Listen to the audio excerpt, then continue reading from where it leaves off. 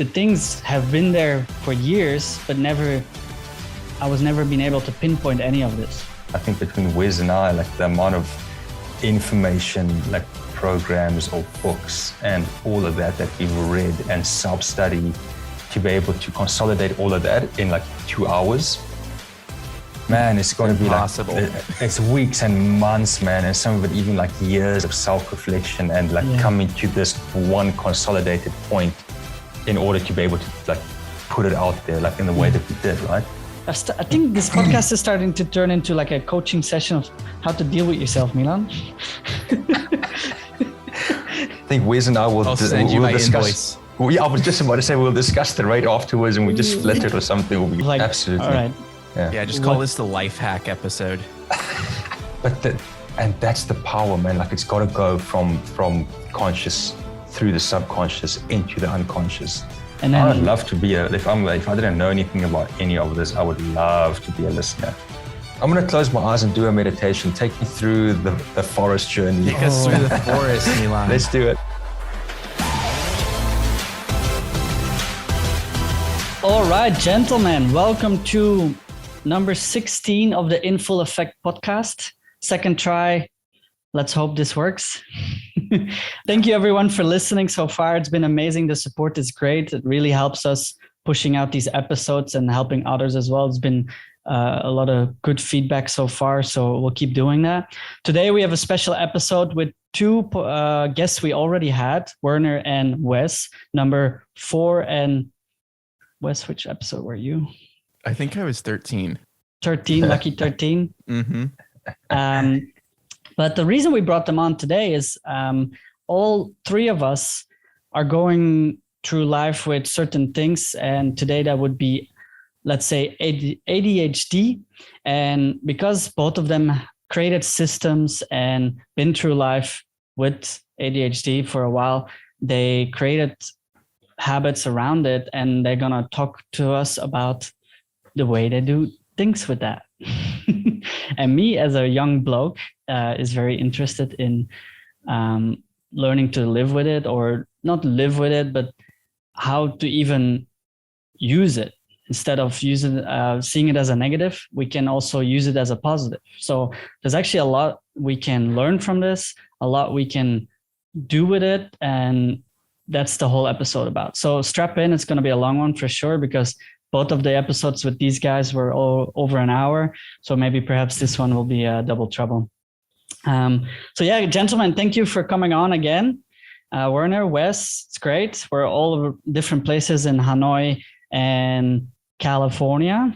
Wes will be back in Vietnam very soon, so that's exciting. So maybe we'll do an in-person one. And with Werner, I'll be in Hanoi soon as well, hopefully.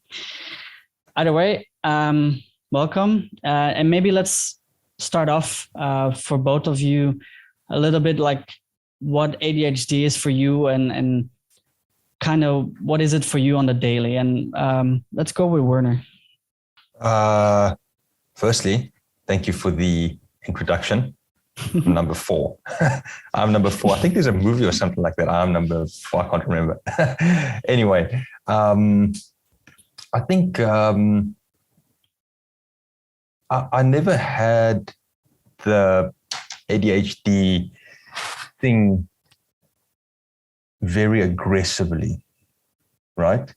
Like I'm going way back to when I was maybe 17, 18 years old. Funny enough, I never actually got on like any sort of medication for it.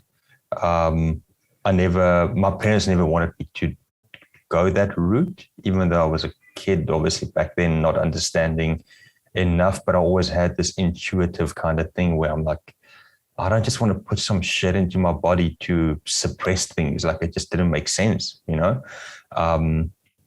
So I went and did like these tests where you go and see people and they tell you like, okay, you've got this and you've got to do that. And I still remember it. Actually, I haven't had this memory in ages. There was this lady that I went and saw, and she was very kind. And she just basically said that I'm trying to process right now. Yeah, she just said that I've got an attention problem. But I was like, but why can I pay attention to things that I enjoy? But this stupid shit in school, like I don't enjoy this, like I'm not, like I lose it, man. Like my mind just goes out the window when I walk into a certain classroom. And then I remember 12th grade final exams, one of my friends, he was dosing things, man. Like I think he was taking Ritalin. Ritalin, that's the one, right?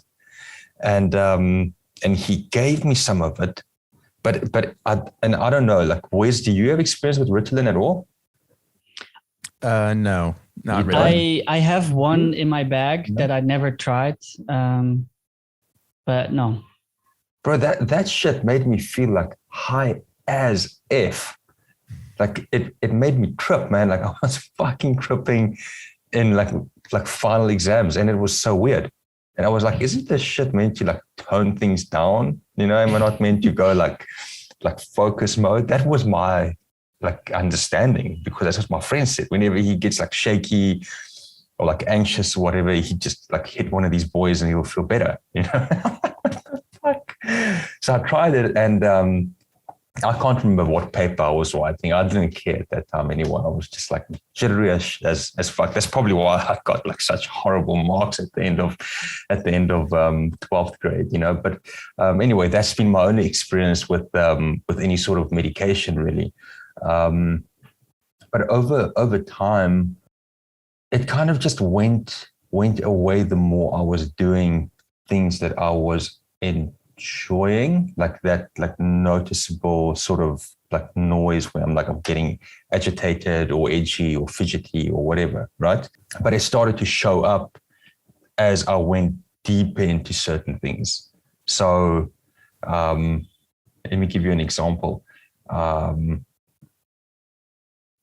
I'm doing a task that is more like mind driven as opposed to like hand or physical driven, right? So when, like, for example, let's go back to the years where I was working with cars. When I was doing mechanical work, it wouldn't be present because I'm busy. Like I'm getting all these sensations on my hands, and I'm trying to do certain things. Like obviously, you do get irritated, and like shit doesn't go where it's meant to go, or something goes wrong. But like in that sort of zone, like I didn't have any of that. But when I stepped outside of that and I had to do like coding or programming or something like that, then it would start to like buzz a little bit, So that's sort of been like a consolidated experience of ADHD or whatever. So I never had it like that severe. And yeah, over time, I just realized that I think more anxiety, the more I'm anxious, like, and that leads to triggering certain things, right? So I just figured like there's certain things that I've got to reduce or do less of to not be triggered in that way. Yeah. So adjust daily habits a little bit so to avoid situations like that. Yeah, we can talk a bit more about that, but that's sort of just been like a summary of my experience. Yeah. How about yours? What has it been for you, Wes? I actually have a similar story. But first, my brother was diagnosed when we were younger, around 8 or 9 years old. And at this same time, I was actually struggling with the same exact problems. But most of the focus was on him at the time. And this was largely due to like my intellectual gifts, basically. So my disabilities were pretty much swept under the rug at that time. ADHD was one of them.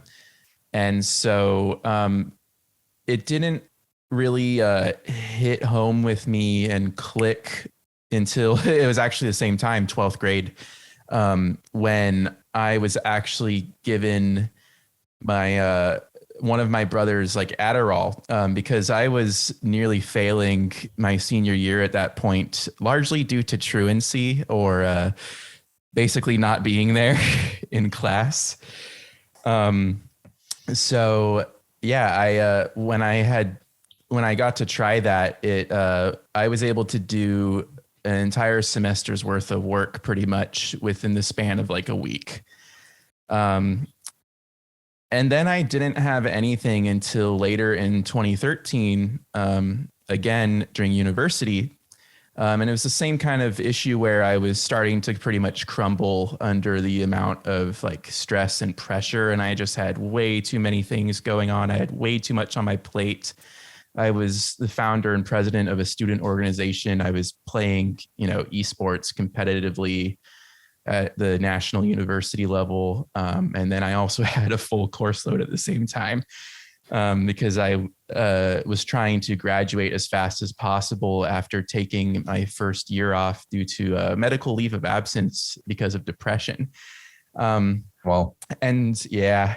Wow. So again, back in 2013, I got to try both Strattera and Adderall. And I actually got to look back at my medical records quite recently.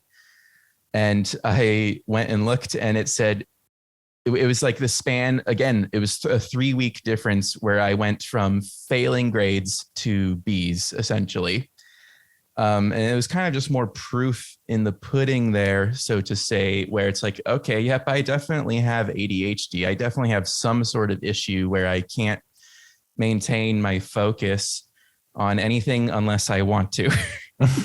And the problem is whatever I want to maintain focus on changes, it cycles essentially. And it was that way ever since I was a kid too, where my parents would say I would go through phases basically.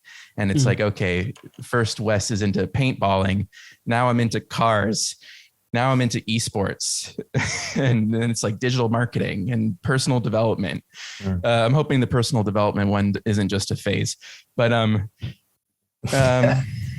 yeah. So that was my issue. That's when I started to notice things were different, but I've kind of come full circle because I tried again recently to go back onto Adderall specifically.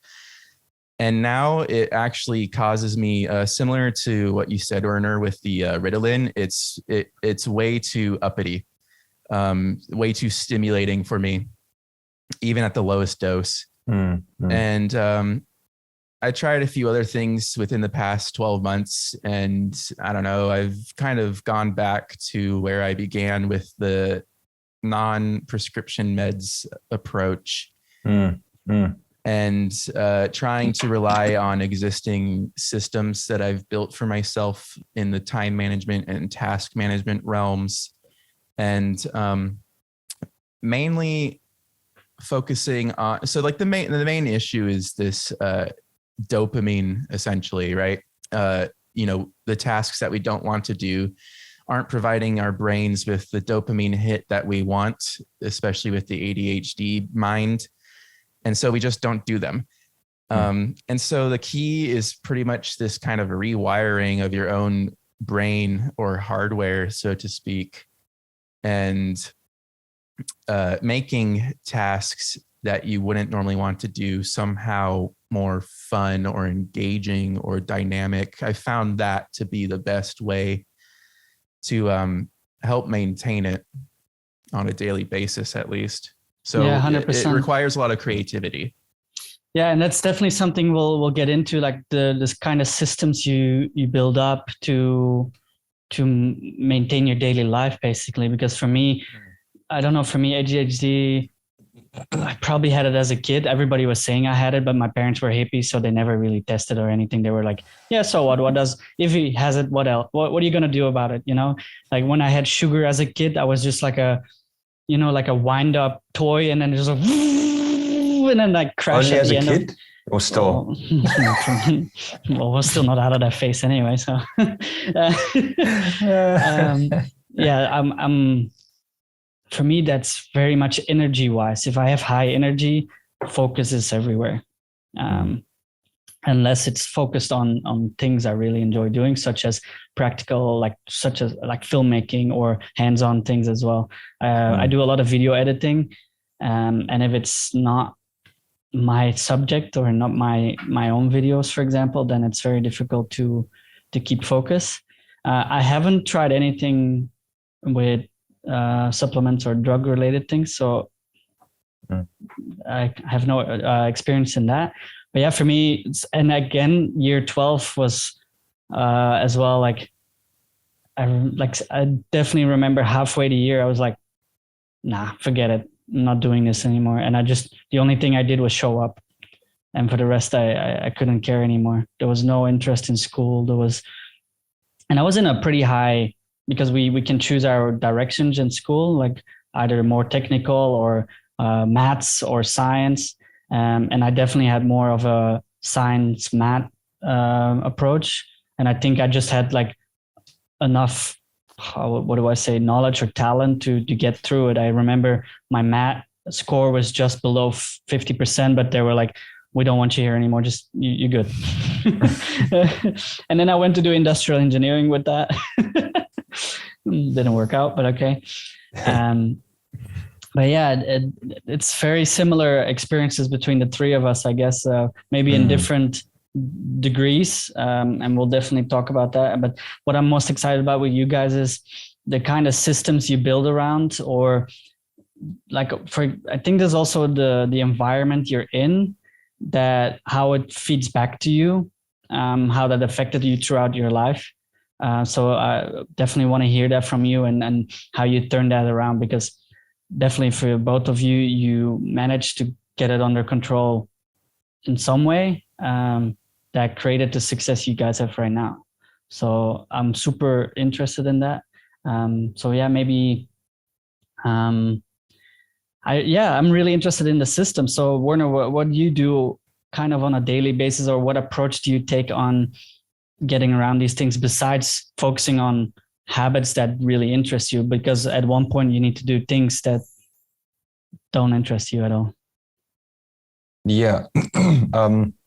Before I answer that, or elaborate on that, question for you, Wes, what patterns have you noticed that that start to happen? So you take Adderall, right? Not anymore. Not anymore at all, right? Not completely. When did you taper, shall I say, off? Let's see, about a month ago, and I was only taking it for like about a couple weeks. Right. Have you been like on and off of that?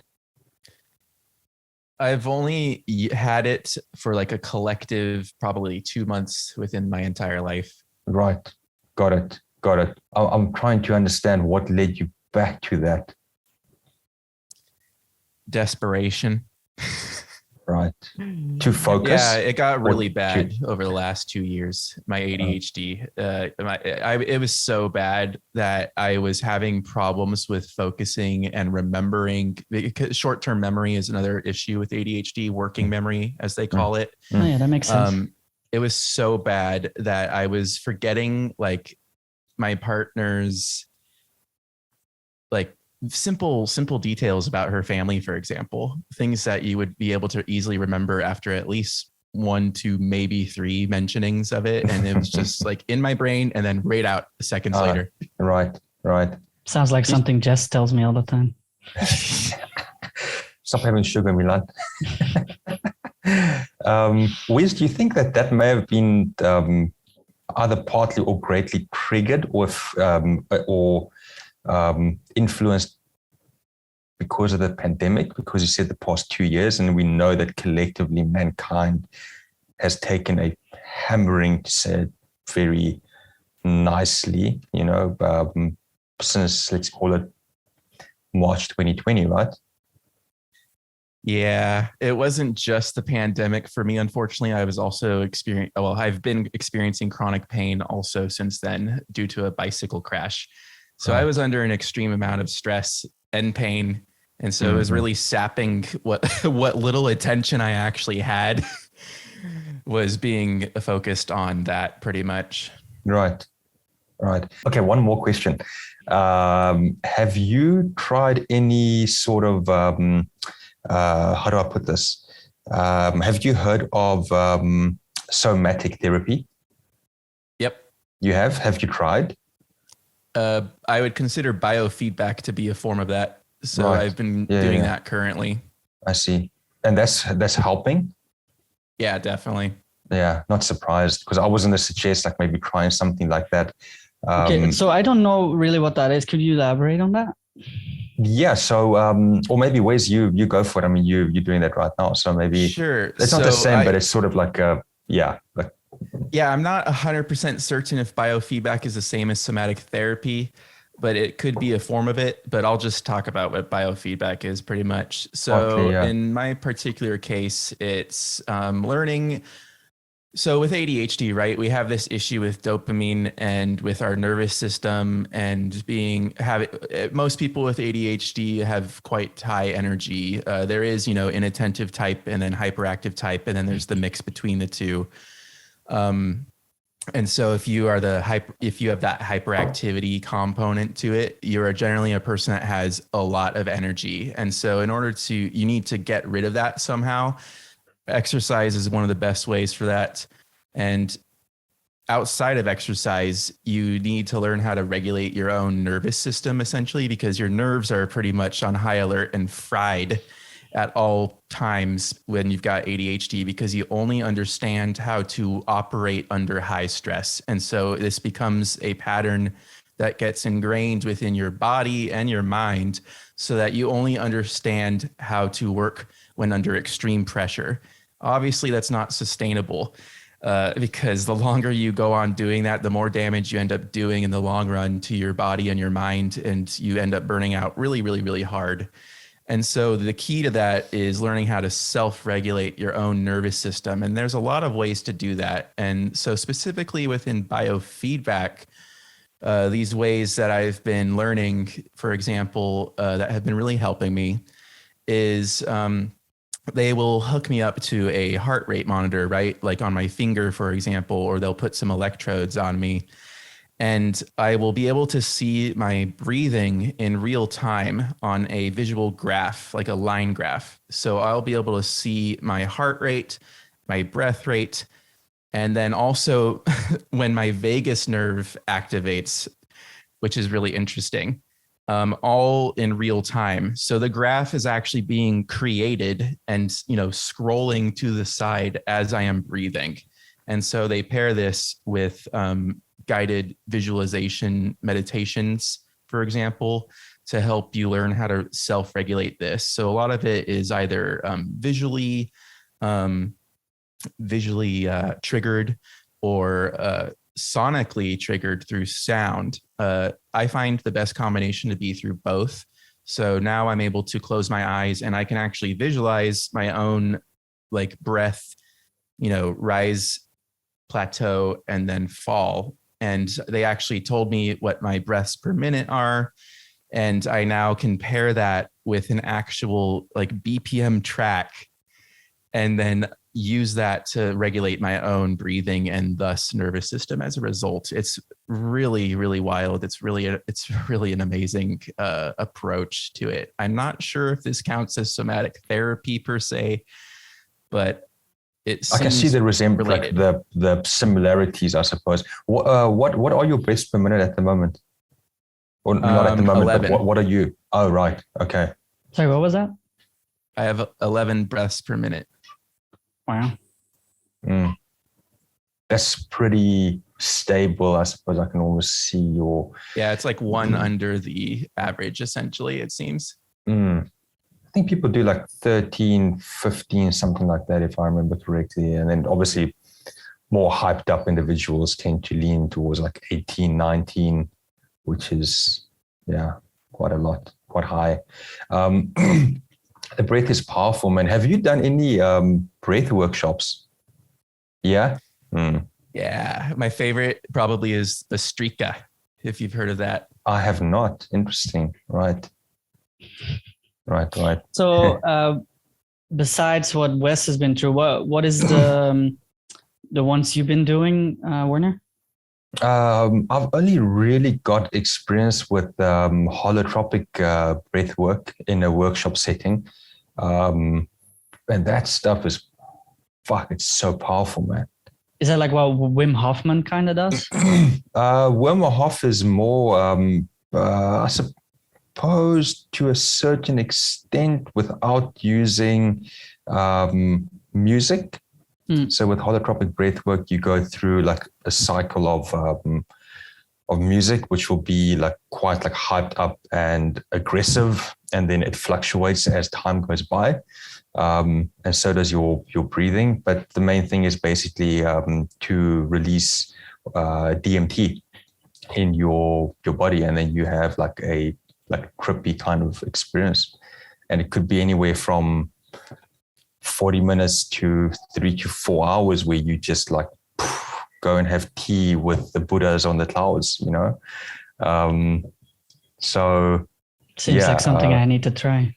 Yeah, man, I've done quite a few of them. I've been present in a number of them. Obviously, none in Vietnam. But is something that is an assistant something, or is that something you can do like a meditation kind of thing?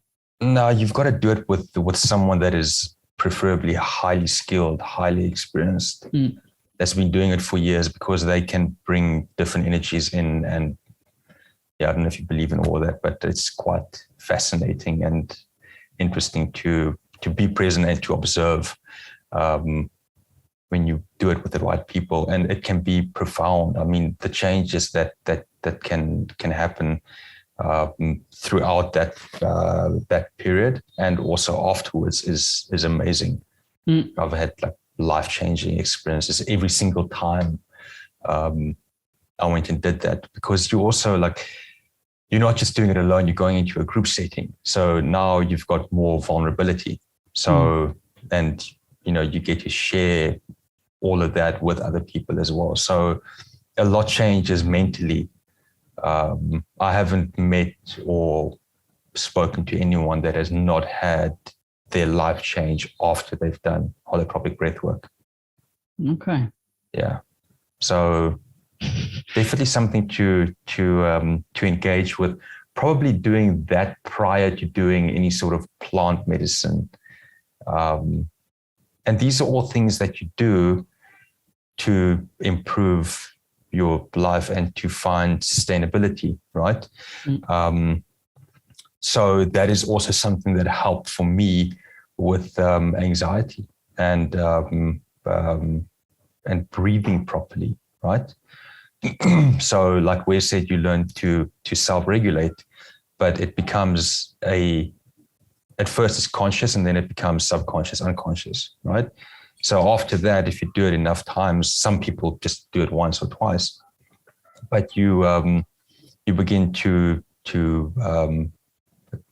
there's no better word, to just self-regulate, and it just happens, you know. So like you don't doing that, you create more control over your senses and your body. That's a part of it. Yeah. Okay.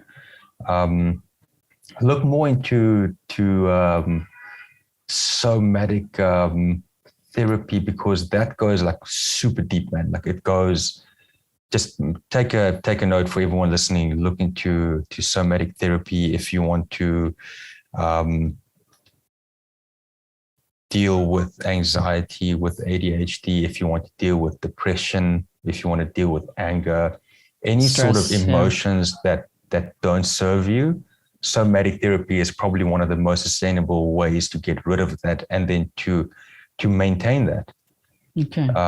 And you've got to find the right person to work with as well. You can't just do it with some random life coach or whatever, you know, like it's too complex. It's too dangerous as well if you're going to go the wrong route and trust the wrong person, because it goes so deep. It goes right. You end up going right back to your it's like a rebirth process that you basically go through. And there's different stages within that. And I did that. I started that. First time I did that was in 2011. 2011.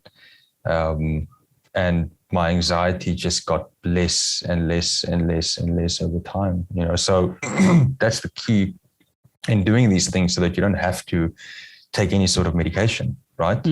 Because that is just like a quick thing that like that numbs you down for a little while or keeps things under control for a little while.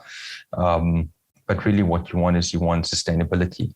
So the longer you can stretch that out with having to do anything, the easier it becomes. So if you do somatic therapy, you're probably going to go from doing it once per week, working with a therapist once per week, once every second week, and then maybe even just once a month, and then eventually none at all, which I don't know. I haven't tried the none at all because I just find that working with people, because life happens, right? Like life keeps going, and there's always new things that come up. So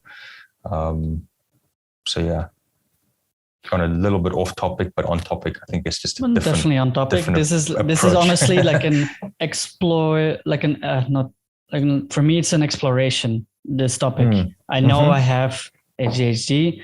I know it affects me, but I never really dug into what to do. Besides maybe eating healthier, for example. But so, for example, both of you guys meditate. Is that also some sort of form to control yourself better? I haven't tried still. Still trying to dip my toes into it. So what is the experience with meditating, and what effect does it have on you, on the stress and energy and ADHD side of things? Wes?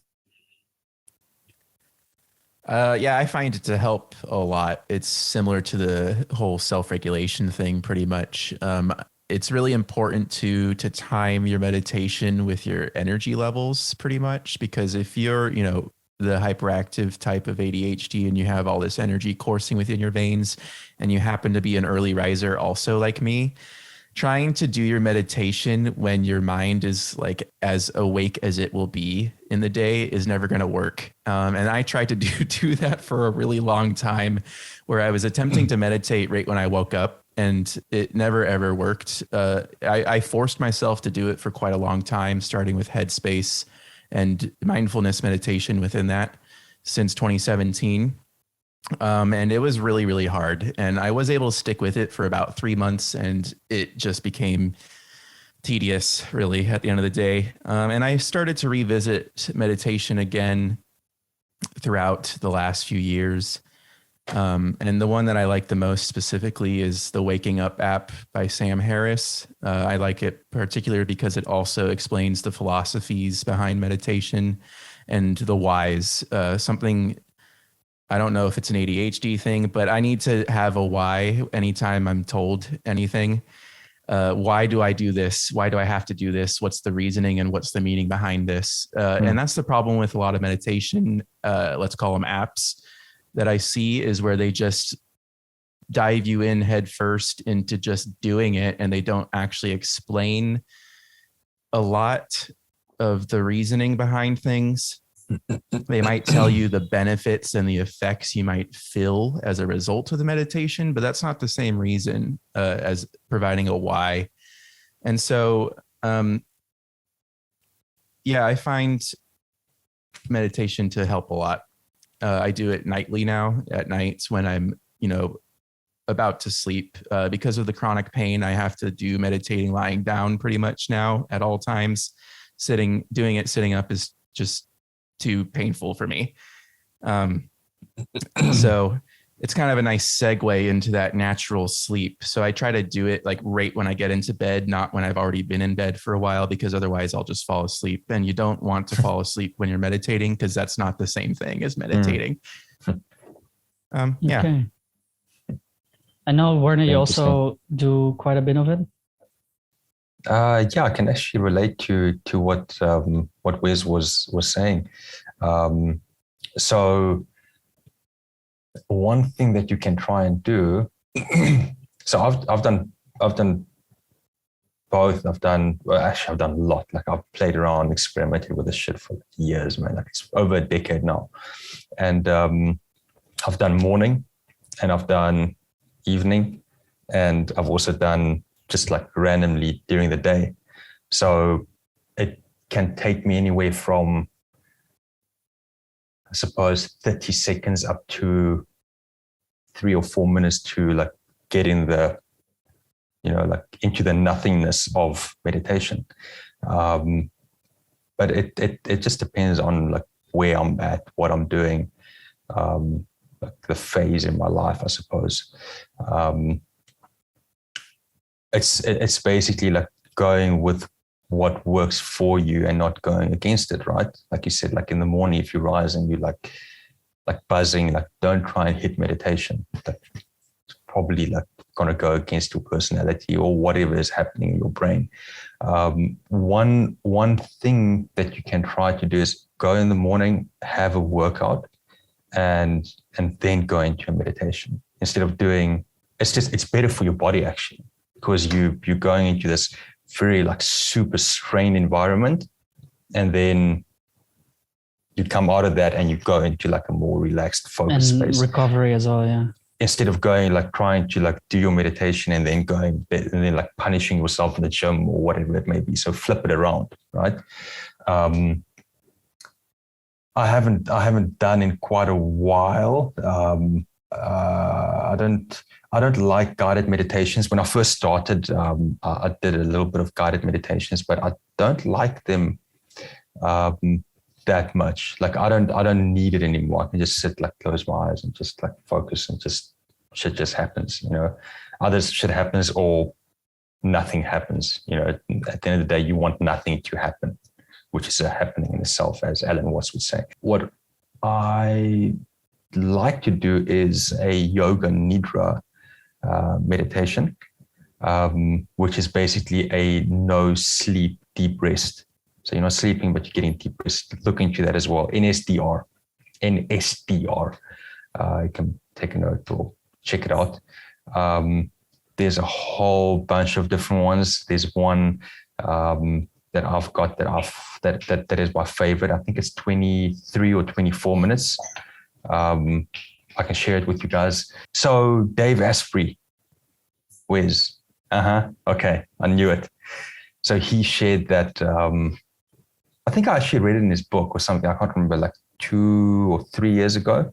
That's how I got onto the yoga nidra form of meditation. And in the afternoon, sometimes I feel tired at like 2 or 4 p.m.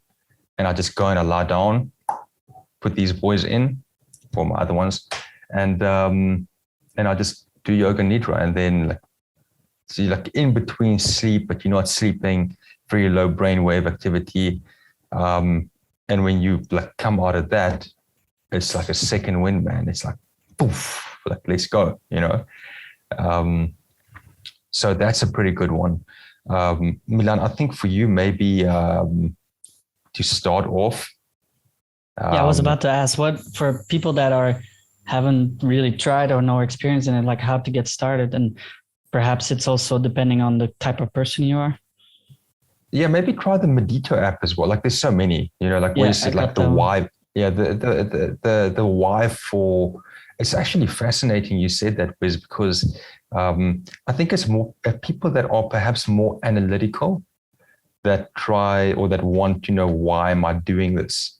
Like for me, like where I'm at now, like I know like when I'm doing this, that is what's happening with the brainwave activity. It's probably going from like 30 or 35 hertz right down to like 8 or 7 or 6, but I know that, okay, so I understand the brainwave activity and what's happening at each one. That's sufficient. And I'm going to do this because I want that, because that's what's going to happen. And you know what I'm saying? So sometimes you get too analytical, and that can also be an anchor, because you're trying to understand all the shit instead of doing it and then understanding it, I suppose it differs from person to person. But I think for you, Milan, the Medito app is pretty cool because it's short and they just explain basics of like, remember the purpose or intent of this is because of that, and that is why, And these are just like programs, like you put on a 10-minute session or That's right. Yeah. 5 minutes, 8 minutes, 10 minutes. And you just listen. Yeah. It's mainly like focus on the breath. And some people will like, so here's the other thing. Don't get too carried away by, like, you can do walking meditation. There's even that, right? You can do seated, you can do lying down. It's like, just start somewhere, get comfortable, figure out what works for you. And like, if you sitting down and you're uncomfortable, then don't sit down, just lie down, like, don't fall asleep. Like we said, like that's not the intention of meditation. But just try and do something that's like 5 or 8 minutes, and the more you do it, if you can get through your first, let's call it, I don't know, 5 or 8 sessions, it gets easier. And you will find that when you go there, it's just to sort of like switch off, but it's also having the discipline to go there. So it's like reinforcing and bringing some sort of structure into your day and showing you that you can do that, So there's a lot more to it than just being like, oh, I'll meditate, Yeah. I recently started doing actually just walks as form of exercise, but also while I walk, I listen to audiobooks, but like on personal development, like even what is it, like sales or negotiating or whatever personal development. And that gives me actually a crazy amount of focus that I not really have very often. And I can walk for an hour and listen to that book, no problem. And if I would listen to a book somewhere else, then I can't follow that book. If I would lay down and listen to it, then I fall asleep. Yeah. So that's a very interesting revelation that I recently made in the last few weeks. Yeah, there's something that's about the walking. One of my friends, actually, I think you guys will get along with him quite well. Maybe I'll introduce you at some point. He's got a very super high IQ, highly analytical, super cool dude. Sounds like Wes. Crazy mofo on another level as well. But yeah, he does the same thing. He's like, just goes for walks, like 2-hour walks, 3-hour walks. Yeah. And I'm like, bro, you just and it goes so easy in Vietnam. Yeah, Vietnam. Oh man, how much is he sweating afterwards? I don't know, bro. Yeah, so interesting. You say that you enjoy listening to the audiobooks. Yeah. While going on and these walks. are like late night walks, cool. Usually around 9 p.m. Oh, right. He does like mornings, like 6, 5, something like that. Yeah. I will say one thing though with the walks that you mentioned, Milan. It's kind of different from what Werner was talking about, because you're talking about how it helped you focus more.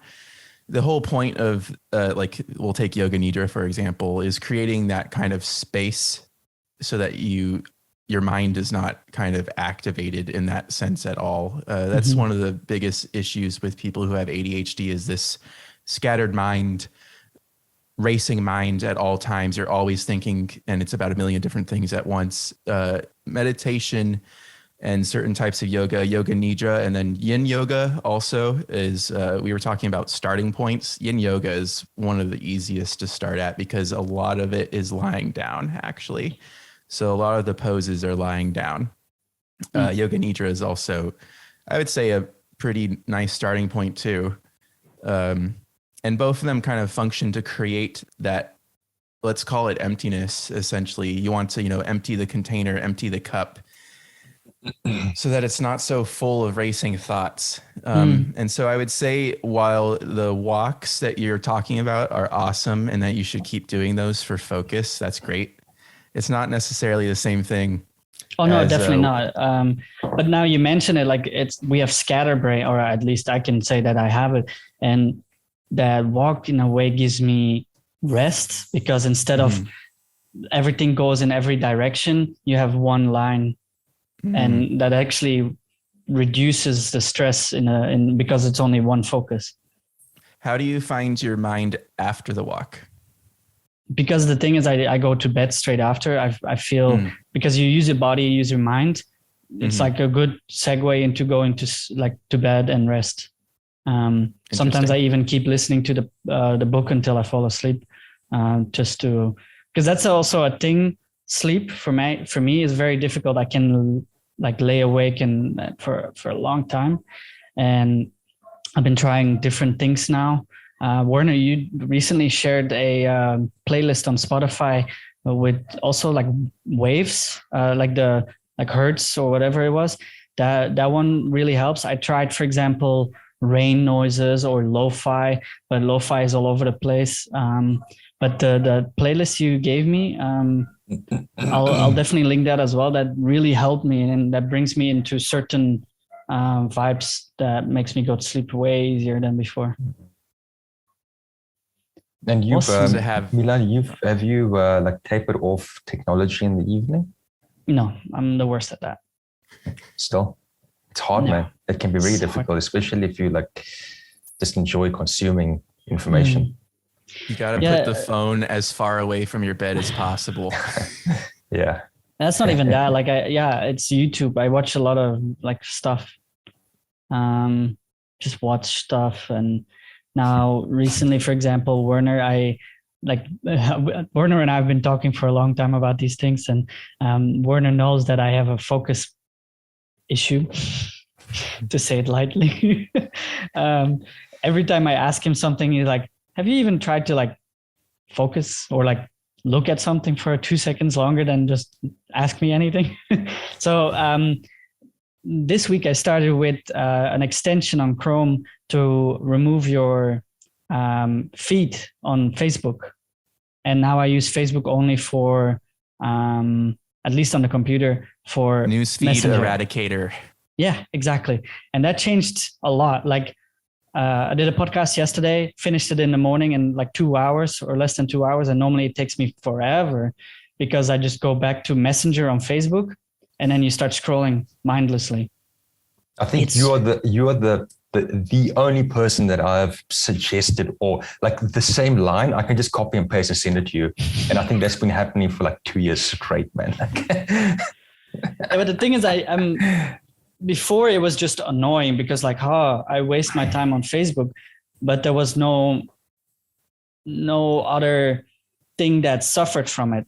But now work is picking up, for example, and the workload is coming in. There's multiple things that got picked up and I need that time because I can probably count all the hours per day that you spend on your phone, on Facebook scrolling, no reason. Yeah, of course, man. 100%. And there's also the feedback that you get from it, like news or stupid stuff that also affects you a lot. But people who read the news, like they're fucking idiots, straight up. Like you shouldn't be reading news. Like what do you want to read about? Like it's not reinforcing your life to become better. It's like it's FOMO shit, man. Like like this isn't like new information. Maybe to a lot of people it is, but honestly, like I'm straight up about that, man. Like you cannot want to be consuming anything that the media puts like in front of your face. Like it just isn't toxic. Like most of the time, if you're aware, like when you read that, you will feel the vibrational shift. You'll be like, why is this all of a sudden going dark? You know, but it's so like subtle that most people don't think of it that way. Like they don't realize, and it's a distraction, right? Yeah. Well, just anything on Facebook basically is. And if I really want something from a person, then I just go search them and then whatever it is. If I really that's one thing I've been very conscious about, like the amount of people you follow on Facebook, for example. Like people have like thousands and thousands of people that they have on Facebook, but I'm trying to keep that really low for like, if I don't know you, why would I want you? I wanted to touch on something really quick that Werner mentioned when he was talking about vibrations. So we need to remember the reason why these things are called channels in particular, because they literally channel your energy and feed off of your energy. So for example, with the news, you know, it feeds off of your anger in particular. And the key is to channeling this back within yourself and then finding healthy channels to, you know, expel that energy, such as, you know, the yoga, the meditation, the exercise. Those are healthy channels. Doom scrolling and reading a ton of mainstream news are obviously not healthy channels for your energy, and they just create these negative feedback loop cycles pretty much. Yeah. So it's first of all distraction for me, and then indeed the feedback of it is the only things I try to do now is on Instagram Reels and watch dog videos. That makes me very happy. That's positive feedback loop. Oh my word, dog videos. Yeah, 100%, 100%. It's actually good that we're talking about this, guys. And I'm not surprised that we've got 3 individuals here that all have similarities with like this distraction or attention challenges, and all 3 of us use Newsfeed Eradicator. And I don't know if you use. Are you using the one that I shared with you for YouTube? Turn that on. No, but I have an ad blocker. Right. You mean the recommendation feed? But that's the way I watch YouTube. No, so for YouTube, shit, I can't remember. Just give me 1 second. Let me check what it's called. No, that's MetaMaster. Yeah, I watch a lot of YouTube because I have a second screen, and then when I do my editing, what is not podcasting, I have something playing. And it used to be games playing, but then, well, somebody told me not to do that anymore. And then I stopped doing that, at least. So that actually gave me a lot of stress, because that it's so high pace, so like energy, that my heart literally got like, I got heart beating. And especially if I had a cup too many coffee, I would get like, how do you think? Yeah, like heart palpitations, right? Yeah, heart palpitations, sweaty palms, and what do you call it? Like when things are like, you think things are happening around you, like what's the word? Paranoia. Breathing. That was the weirdest things, and it's just coffee and like input signals into your body. So now I watch really random stuff like rock climbing or ninja, like warrior ninja guys or stuff like that. Why do you do that while you're working? Because I need a distraction of work that I don't enjoy doing. Do you want a suggestion on what can help better? Yeah, of course. Since we've been talking about frequencies and vibrations and sound and all this, I'll touch on 2 really quick. For focus, brown noise. For sleep, pink noise. Okay, I need to look that. Like, can you elaborate a little bit about it? Because the thing, obviously, everybody knows white noise. I'm not going to elaborate. That's it. It works like a charm. I started using a brown noise like generator video on YouTube, and I have now set it into my like Todoist task management app that as soon as I start work, I open the brown noise generator at the same time. It's right up there as the very, very first bookmark in my browser bar also, so that I remember, okay, click on this first before I start working. And then the rest is gravy, as they say. It's easy. It really, really helps with focusing. I understand where you're coming from, where you like you need some sort of you think that you need some sort of stimulation. And so this is actually another form of stimulation, except it's passive, right? You're not having to look at something. You're not having all these different dynamic sounds going on at the same time while you're trying to focus on deep work, which editing is absolutely deep work. I used to do video editing myself and graphic design. It requires a lot of focus. Oh, yeah. And so I don't know how you do it when you're watching YouTube at the same time. Well, I sent Milan the name of this extension, which is called Unhook. And what Unhook does is it takes everything away from YouTube, literally everything. So when you get on there, you can just type in what you want. There's no comments, no suggestions, nothing. It's just, you didn't install it yet? No, maybe I should. But I you watched. Forgot? You got distracted, no, because right? the thing is, I use recommendations to watch what I do. I literally have YouTube open 10 hours a day. No, but you choose to use recommendations. Yeah. So you're letting the algorithm tell you what you want. But that's basically the recommendations. You can train the algorithm, though. Yeah. That's what I do. So I had a period that I was watching a blacksmith and just watch blacksmith videos. I don't know with you. But back to what Werner, the playlist you shared with me is called Binaural Beats Focus. And it's all about brainwaves as well. That's a good one. That was actually weirdly initially when I first started listening to, I had no idea, but it started working. And then especially with sleep, it was like, boom, And I was like, okay. Mm. So I think this podcast is starting to turn into like a coaching session of how to deal with yourself, Milan. I think Wes and I I'll send you my invoice. I was just about to say we'll discuss the rate afterwards and we just split it or something. Yeah, okay. Or I call you dads, and then it's just like a family thing. But these are all important things, man. I mean, this is stuff that I mean, it's priceless. In all honesty, I mean, that what Wes just shared as well, like using brown noise and pink noise. Like, how many people know about that? How many people can like just get a lot more done by listening to one simple thing, put it on, and it helps you to go into that deep state of flow, right? Yeah. And to better your sleep. Like if you're struggling with sleep, using binaural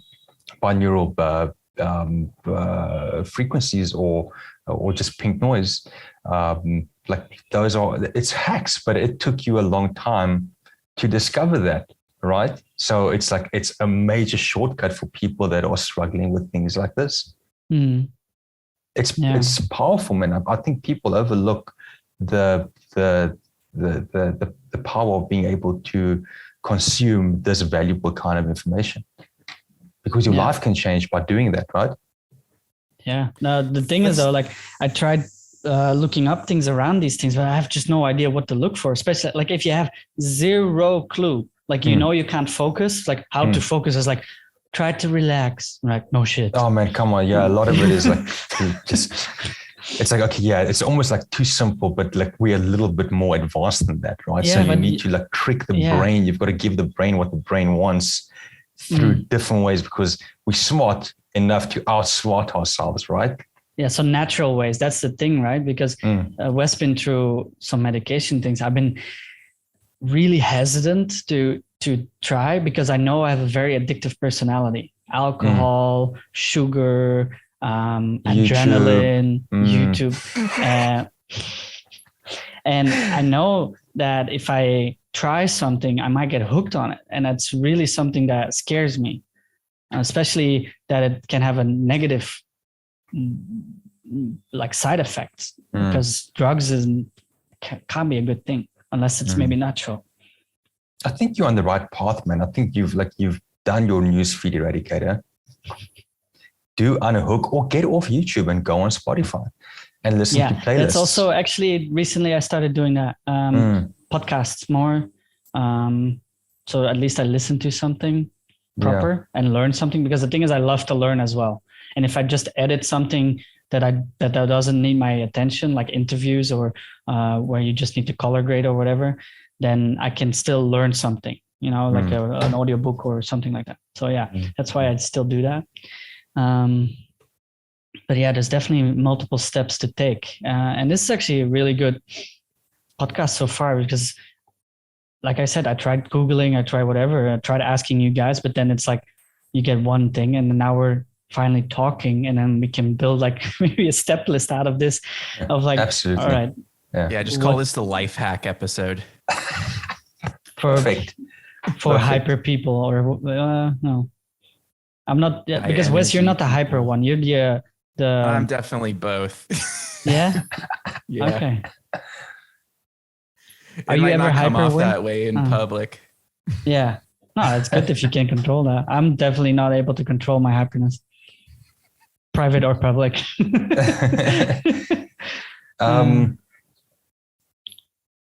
I used to be super hyper. Not anymore. I wouldn't say hyper. More, I don't know. Like I'm generally not like high, and I'm not low, if that makes sense. You know, you've reached equilibrium. Yeah, I think that. Yeah, well said. For a moment, I thought you meant that like a joking way, but then I was like, no, I think you're being serious. But that's one of the benefits of doing somatic therapy. It really is. My understanding before was like, you know what, we've got to be happy all the time, and you've got to avoid feeling certain ways, and you know, like if you do have anxiety. Like there was just like things were distorted, and until I started working with my mentor, like I said, 11 and a half years ago, basically. One of the things she said to me right at the beginning was like, you know what, you don't want to be high all the time, and you don't want to be low all the time. And I was like, but like, of course I want to be happy all the time. And then I just realized, like, over time, and this took years, man, like really, it took a very long time to process through traumatic experiences and a lot of like distortion very early in life, at least in the way that we know it, right? Going through the birth process and like growing up and all of that, a lot of distortion, so and just over time, I came to realize like I don't feel high. I don't feel like overly happy, and I don't feel overly shit. Like, yeah, sometimes I feel happier than other times, and sometimes I don't feel that happy, or maybe at least not like sadness, but also not unhappiness. Just like this. Like most of the time, I'm quite flat, and it's just become like a way of living, I suppose. And also, if I do get like pissed off with something, it's generally like it takes a long time to get there, but it's gone really quick. So I don't hold on to being upset or angry about something for extended periods of time. Yeah. But is that a state Just you like can consciously move yourself into? Like when you know, like you okay, interesting. It's just being there. Yeah, very, very interesting. It's quite hard to explain because I never understood it before until it happened, and now I can't explain it. If that makes sense, but I think it's because of years of work and changing. You're probably just like unconsciously capable of doing it, and that's why. That's the power, man. Like it's got to go from conscious through the subconscious into the unconscious. Yeah. So the thing is, we've been talking about like how we try to work around the negative effects of what we go through. But have you guys been through things that actually like positive, like because you had that positive things turned out? Wes? Sure. One of the biggest things about ADHD is the hyperfocus, pretty much. So if you learn how to retrain that, let's call it a dragon, like how to train your dragon. If you learn how to train your hyperfocus, it can be a very, very powerful tool for you. Similar to how I mentioned how, I was able to do a semester's worth of work in a week, for example. Even if it was on, medication at the time, it wasn't just the medication doing that. It requires an intense amount of willpower and focus to do something like that, in addition to other things that I've done throughout time where I do this extraordinary amount of work in a very small amount of time. I wrote and edited like 24 articles within 2 days one time, for example. And that's just like these superhuman feats of focus and work that seemed like too amazing to believe, pretty much. But they're actually they are very much so possible when you've got ADHD in particular, if you know how to use it right, and not burn yourself out while doing it. That's why it's this, this like kind of two wolves situation. And you need to learn how to train both of them, because the hyper focus, if you don't control it, you're going to, just have this like, oh, squirrel kind of thing, right? You're just like, your attention is just pinballing pretty much between the next dopamine hit. And in this, attention economy that we live in, there's literally always something to take your attention. It's just ready and waiting. It's like, oh, please just give me your attention, whether it's a person or a thing, it doesn't matter. And so the hyper focus is something that, like I've said, is a double-edged sword, but it can very much work in your favor if you learn how to control it through these techniques that we've mentioned, where you're able to self-regulate and bring yourself down into the flow state is what it's called basically, and reach that kind of baseline equilibrium where you're just, not hyper, you're not high, you're not up, you're down here somewhere near the middle, this baseline median.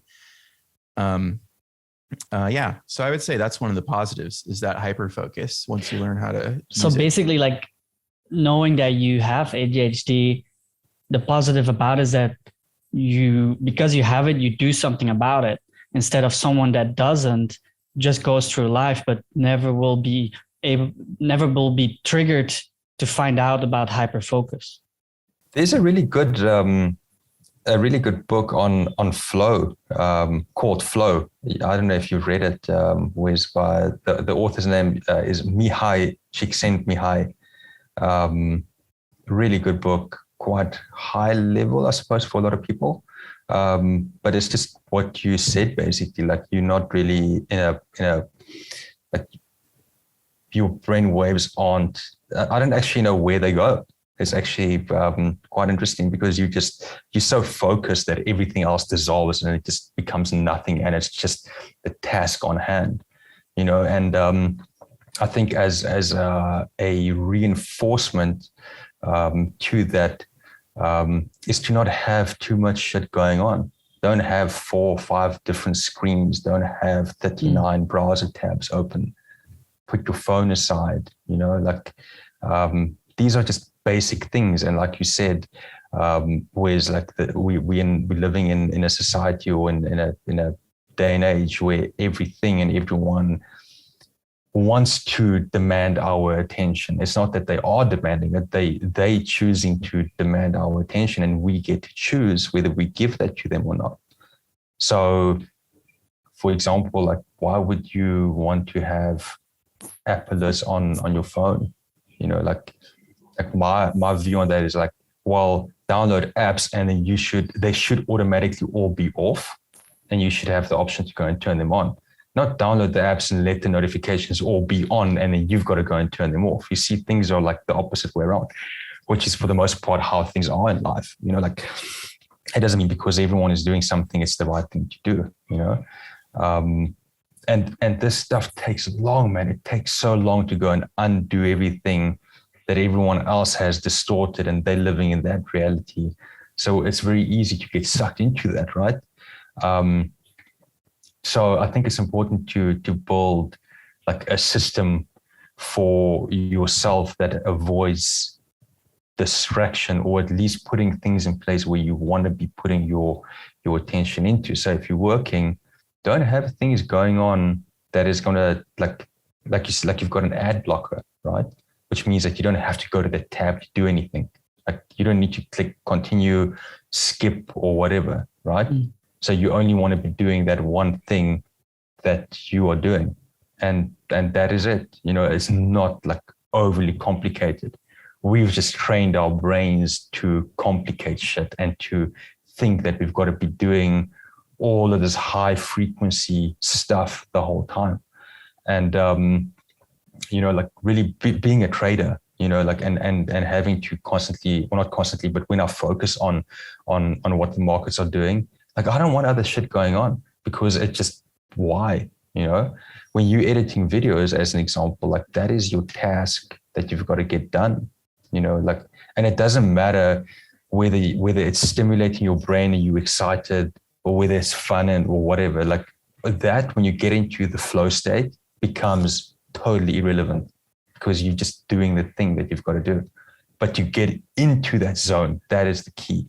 Yeah. That is the thing. To like power through that, like, I don't know, like that resistance, like, fuck, I don't want to do this. But, and it can happen quick. It can be 30 seconds to a minute where you just, boom, you're right there, because you've got to get past that point. Yeah, there's definitely a big barrier that always is there for me. Unless it's stimulating work, then I can get into it. Yeah, you asked how, right, to get into that flow state easier. So when you've got ADHD, the typical tactic for getting shit done, as they say, is this concept of what's called like eat the frog, and where you do like your hardest, like you want to do your largest, most difficult task at the beginning of the day is what a lot of people will say. When you've got ADHD, that does not work.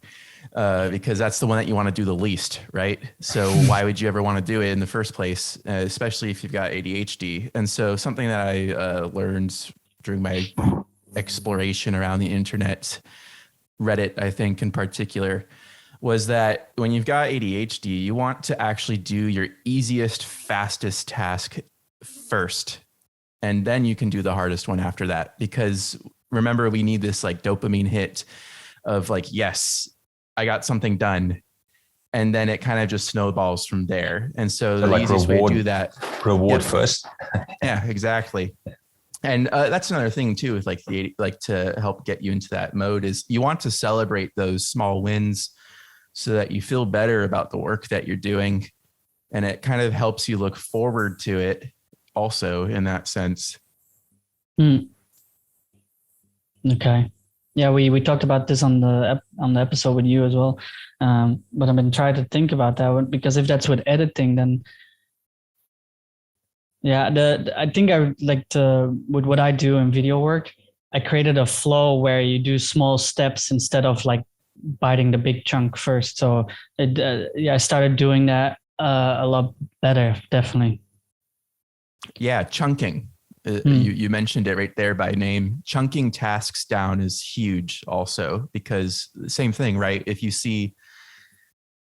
you write down a task and it's really vague in your task management system, it becomes harder to actually get it done. And so what you want to do is chunk those tasks down, like you said, where you break it down into as small of a task as possible so that you're getting those dopamine hits actually much more frequently, and you feel like you're getting much more done. And you are essentially that way.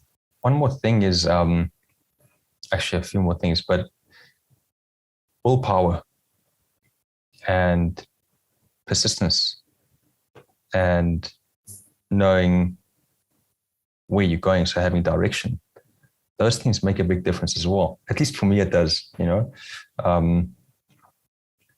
So when you know where you're going and why you're doing that thing, you know that you've just got to do it, and you've got to filter out anything, you know, like, and just cut through the noise.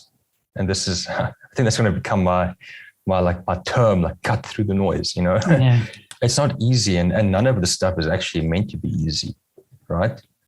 It's just we perceive things in a way that, well, this is an easy task and this is a hard task. So what if we don't look at it from that point of view at all? And it's just, well, I've just got to do this thing. And that also becomes a way of training your brain, you know, how we perceive things to be. Because from like, as we grow up, you know, like, did we ever think like, fuck, it's so hard to walk, so I'm just not going to? Or did we just, like, we didn't know that back then.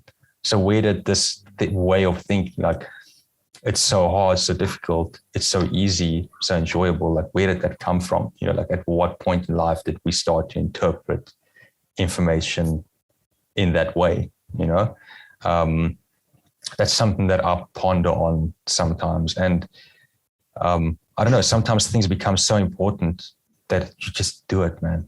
Like, you've got to just put all of the other shit aside and change the story that you're telling yourself in your mind.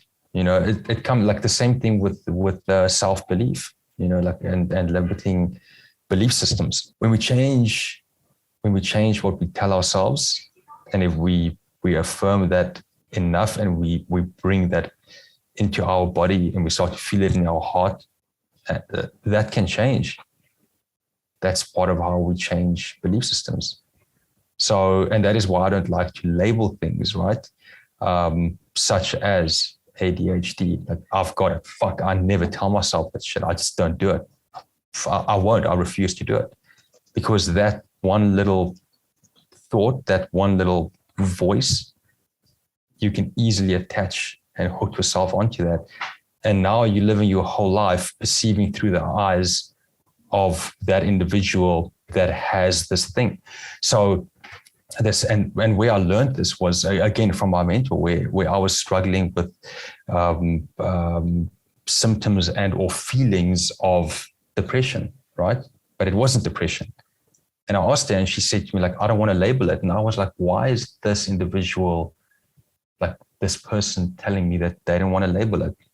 Doing, aha, that's kind of what happened. So I was like, okay, here's a different way of looking at things. Like, let's not label things. Let's not put all of these labels from society onto people. So instead of saying that I've got depression, I'd rather say that I had feelings of what people would define as depression, So that way I'm not falling victim to that. I'm not saying, well, I've got, just let's use depression as an example. I've got depression, so now I get to do this, so I'm not doing that. There's no like victim playing in all of this, and that for me was powerful, man. Like it really, it made it easier going through that phase, same with self-belief. Like if I've got any limiting beliefs in whatever it may be, you've got to change that, can't hold on to that. You can't use that as a cushion or a fallback, because it is a sort of victim mentality that you've got, by labeling yourself in any negative way. Instead of doing that, you just have to power through and find ways to get past that and beyond that. And once you do, it becomes very empowering, because now you're no longer identifying anything or the world or anyone with any sort of negative mentality, even though like, or maybe not negative mentality, I'm struggling to find the word here. You're just not perceiving things with who you were yesterday, or with anything that is holding you back or anchoring you. So you're going in with total openness. You're going in with the ability that you can do anything that you want to do. But how do you do that? Okay, you're aware that you've got these personality traits and or tendencies and these things that you do struggle with. So just don't do certain things that are going to take you down the path of exposing more of that, becoming more anxious, like, you know what I'm saying? Battery of my microphone fell out, so I'm going to change that. But I do get it, and we'll pick up there. Just a viewpoint, at least my way of viewing things, or how I try and keep shit together when it's not so easy to keep shit together, right? Been quite a good talk. Brown noise and pink noise. Yeah. That's pretty cool. That's pretty cool. Yeah, the thing with the brown noise and the pink noise, because those aren't going to work for everybody. The binaural beats will work for people too, for example, or certain frequencies. I find 150 hertz to be an awesome one in particular. Those are 150. Yeah. So between 120 to 180 hertz is pretty much like prime vagus nerve stimulating frequencies. And so those are, your vagus nerve starts here inside your head and then goes out through the back of the cranium and then down both sides of your body, all the way down into your abdomen at the bottom. And so it's, you want to stimulate it. And what that does is actually promotes like that deep relaxation and anxiety relief. Fun.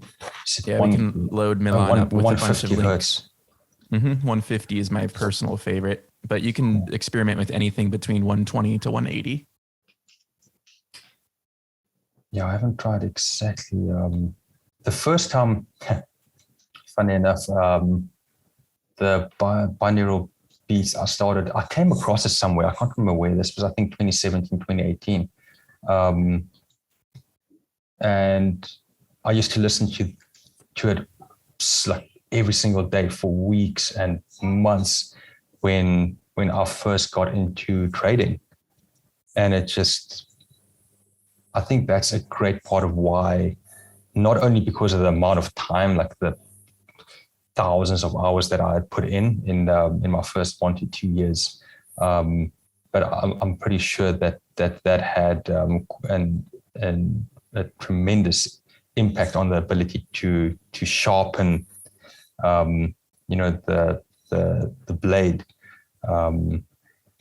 I just can't remember how I came across it, but I haven't, like, I do them every now and then, still on off, depending on what I'm doing. But yeah, for the most part, it's just like music with just music.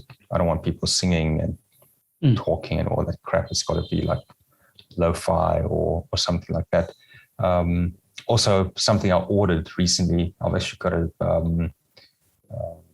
reach out to that lady, but I ordered a white noise machine to sleep at night. I just want to try it. I ordered it on Amazon. I think it was like $25 or $30. So you've got thunder.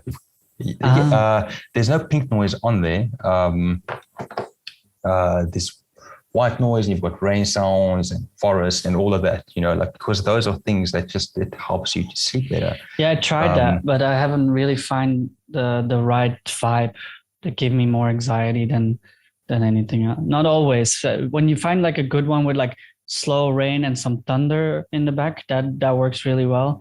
But if like on Spotify, I haven't really found any good playlists or whatever. Do you guys have an iPhone? Who's got an iPhone? Yeah, you do. You've got your AirPods won't be connected on there. There's that there's white noise on your phone. Have you seen that? So you can just swipe, like if your AirPods are connected, you can just swipe down, like top right, swipe down, and then you just tap on the speaker, like the ear. You just tap on that. I believe it is. And then there's different. They call it background noise. That's right. Yeah. There's black noise, white noise. There's a whole, like, check it out later. All right. Yeah. Little information, little nugget of information. Nice. Yeah. The brown and pink noise is a cool one. That I'm going to check out more. Like, I'm going to give that a shot. Thanks for sharing that, Wes. Little hack. Yep. What's next, Milan? Well, you were going to elaborate on something Werner was. Oh shit. Let's see. Give me a How sec. you identify what you identify with. Yeah. There we go. It's really easy to, fall into this trap of this kind of, labels are a double-edged sword also. On one hand, you feel validated because you have a word finally for these things that you've been experiencing, and then it's very easy to then find support through articles online, information. You're able to search for things about ADHD in particular. For example, you can find forums such as the ADHD subreddit where you find a lot of validation, right? But it's really easy for a lot of people to get stuck there and get trapped within that, as in this box where they label themselves. And then it becomes all too easy to make excuses for yourself, right? Because the mind will always take the path of least resistance. It's our job to train it not to always do that, especially with ADHD. And so if you just kind of, like, just live in this kind of blamelessness, essentially, where you're like, okay, well, I've got ADHD, so I just can't do this, right? I just can't do that. I can't do insert X or Y or Z. It's just another negative feedback loop, essentially, at that point, and you've only gone back to square one, pretty much. But it's really important to obviously recognize and validate the lived experience of people who, suffer with these kinds of scattered minds, right? Because it is a very real thing, and it is definitely a very different kind of brain from your typical one. It's just really important to not get stuck in that labeling trap, like Werner was saying, pretty much. Yeah. That's why also my parents were never like, yeah, so what if he has it? Like, that's what I keep saying to people as well. Like, why do you go to a hospital to get it? Maybe it helps to identify that you have it and then you can act on it, but not to put a label on you, because there's plenty of people who just get labeled and then they freak out. And then, like you say, trying to live with it without acting on it. That's why my parents never wanted to do any of that. They probably knew that I had it, but there's no point of labeling it and then not do anything about it. So for me, my parents actually made a radical change in my life to deal with that, because when I was in 8th grade, I think, we moved from the city where I was playing video games, like back in the day was San Andreas and stuff like that. And I was like 13, 14 years old, right? And affected me super hard, like makes me aggressive, makes me agitated, things like that, like high intensity inputs, right? Gaming was always been like that. And we had a holiday home in the forest, not far away, like 15 kilometers away. And they decided to move there. And so I went from a high sensitive or high, what do you call it? Like a lot of signals. Stimulus to a middle of nowhere forest where you get your electricity from a generator, where you got your water from a hand pump, or like we had candlelight in the beginning. There's not such a thing as Wi-Fi. There was not such a thing as data back then. So this was like 13 years ago. So they literally put me in a bubble like crazy. And that's when I started reading books, not necessarily like learning books, but like just novels, like fantasy stuff. I used to read, for example, the Hunger Game books, right? All right. Those are like 300-400 page books. I read each one of them within 24 hours.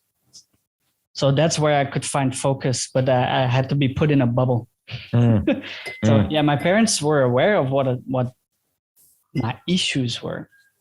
And instead of putting me on drugs or anything, they put me in a real life bubble, almost in the middle of the forest. That was honestly the best thing ever, because then you also had your exercise as a kid, going to school by bicycle. It was every day, 30 kilometers.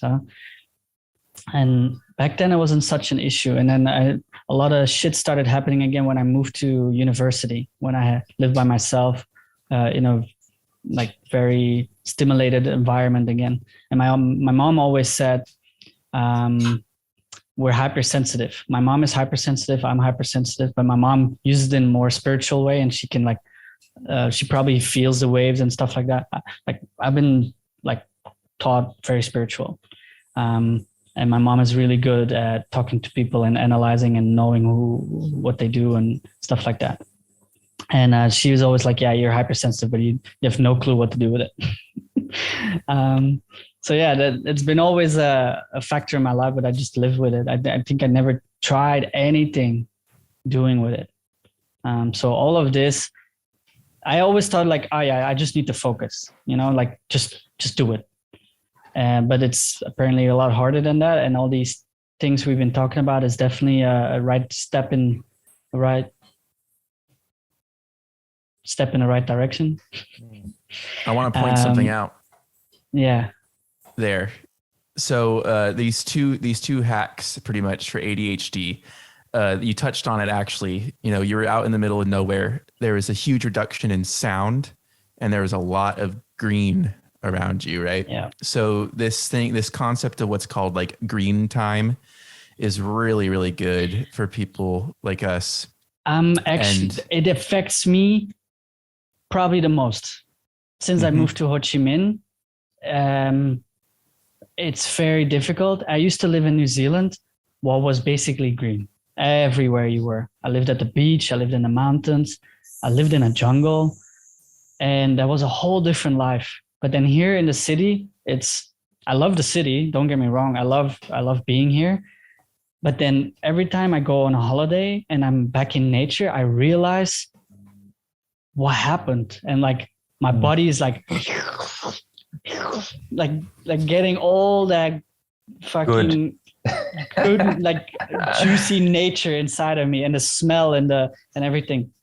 And it's just, it's very difficult to, in a city where we live, well, not Hanoi as well as also, yeah. I'm going to sum it up in a sentence. Yeah. Green time. Green time. All right. The key is you want to reduce your inputs in order to maximize your output. Yeah. I'm glad you're touching on that. I was thinking something identical, to just take downtime, off time. Because busy, hyperactivity, like all of that together doesn't mean productive and or achieving anything or producing any results. So you've got to know yourself well enough to know when to take like off time as well, or away time from technology. And sometimes it's hard to do that because we think we're going to miss out on something, like FOMO, but the whole world is constantly on, and then in brackets on social media as an example. So whenever you disconnect from that, then you think that you're missing out on something, but actually you're not. But on the topic of like green time, so this book by Dave Asprey called Game Changers, totally epic. It elaborates on this. So when we go into nature, obviously we are creatures. So in nature, our senses and everything heighten, and the smell that you get from trees or from grass or whatever it may be, all of that stuff is so good for our biology. I can't remember exactly what it's called. Do you know, Wes? No, it's called something, but it stimulates hormones, everything in the body, and that's why you get that like mental clarity either while you're there, and it generally extends into your next day or next couple of days. And that's why you feel so like fresh and so good. Yeah, I can definitely relate to that. I was living in a pine forest. Oh, wow.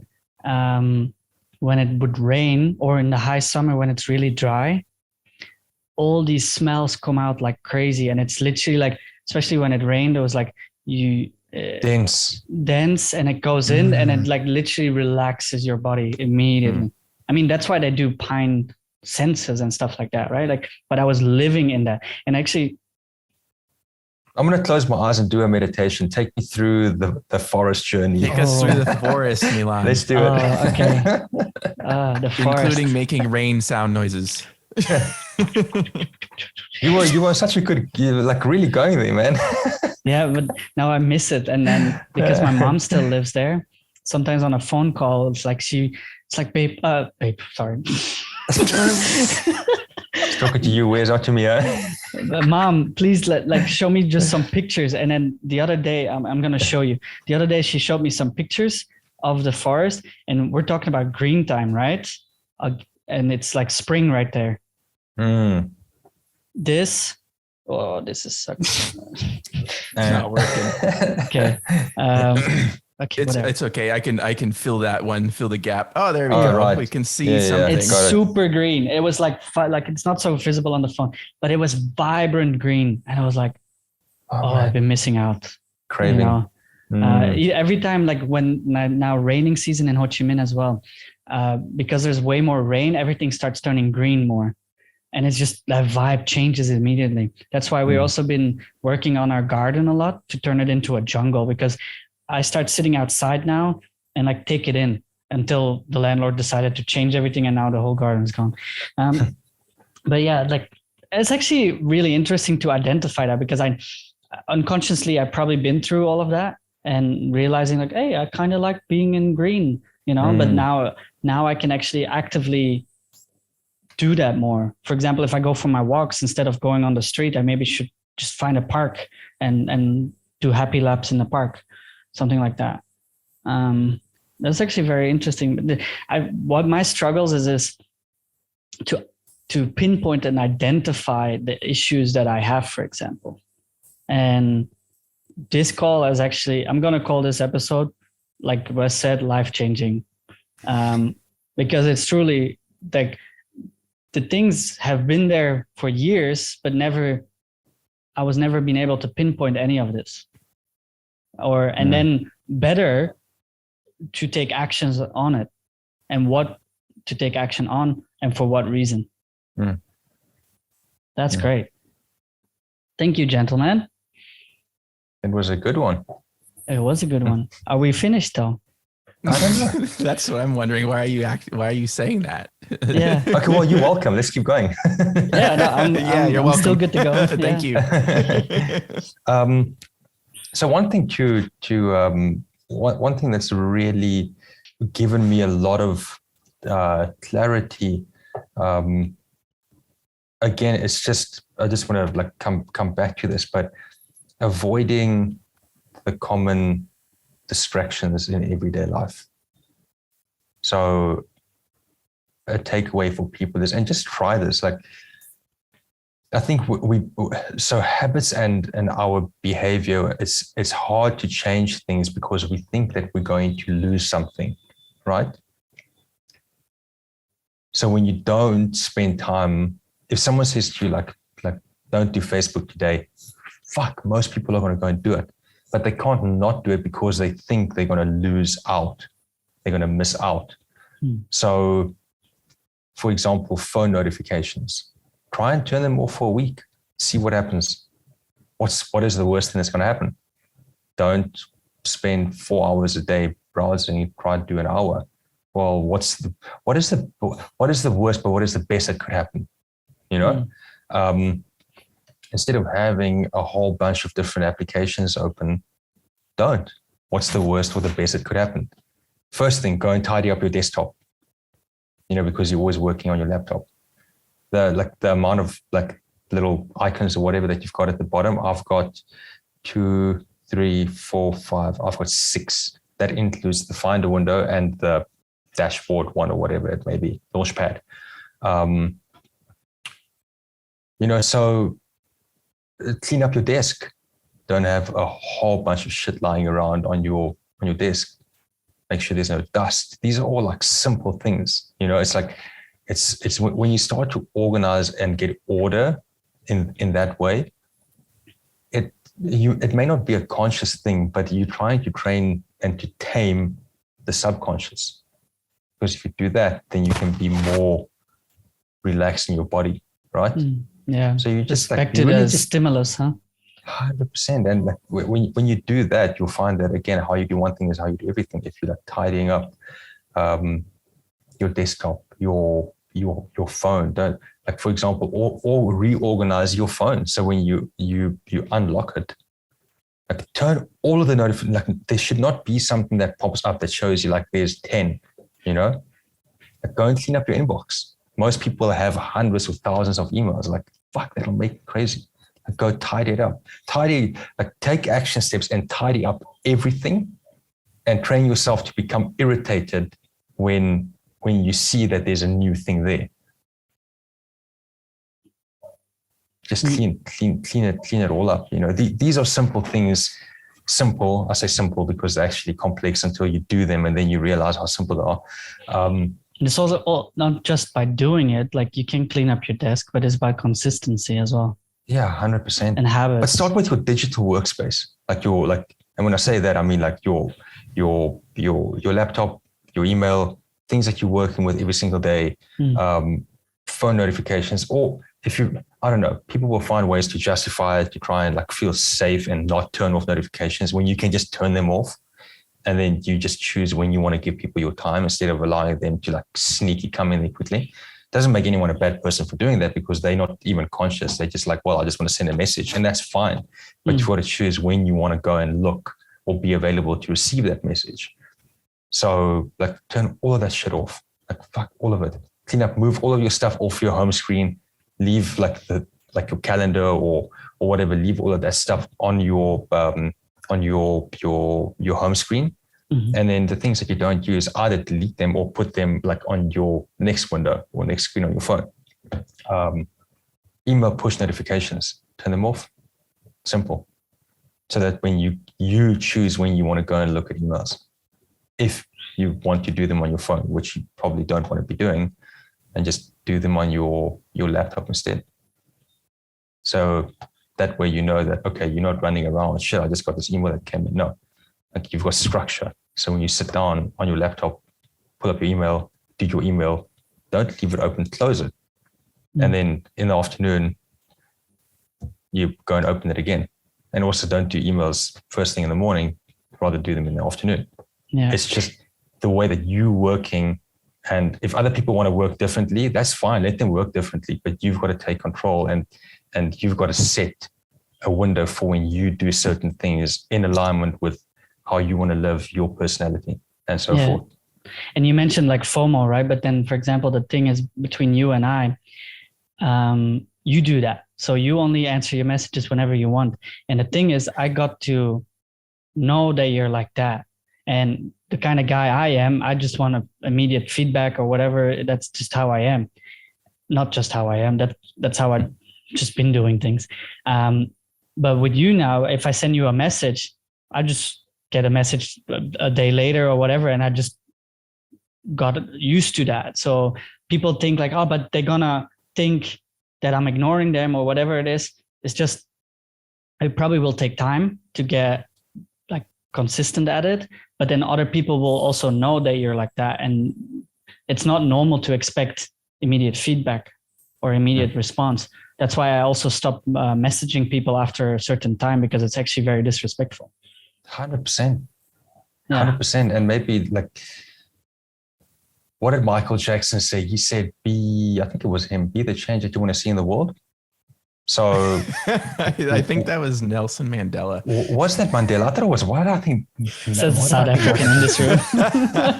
Maybe. I think, was that I really Mandela? want to say that was Nelson Mandela. Fact check. I think one both heard be it from wrong. the other. I don't know. But anyway, check it.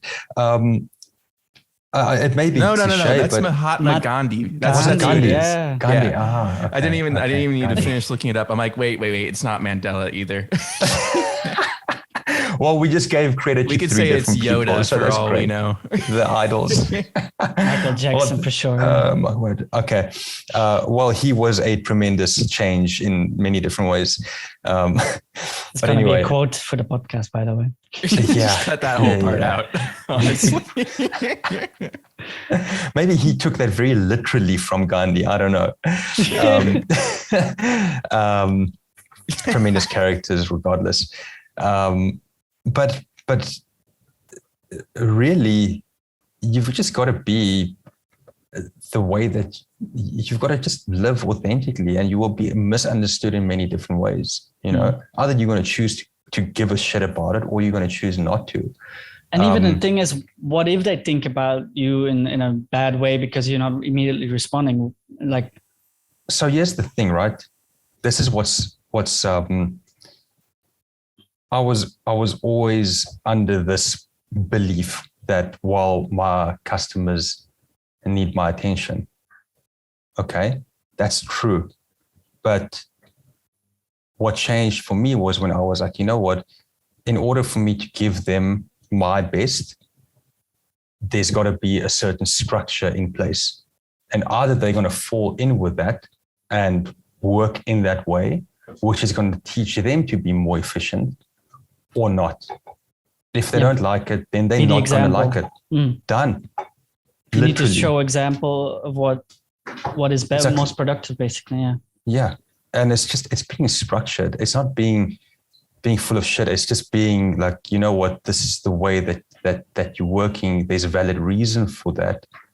And let's not be like all of the other sheep in the world. Let's not be like the 90% of individuals who cannot be off of their phone. Let's not be available all the time. Remember back in the day when like you were SMSing and you didn't SMS back?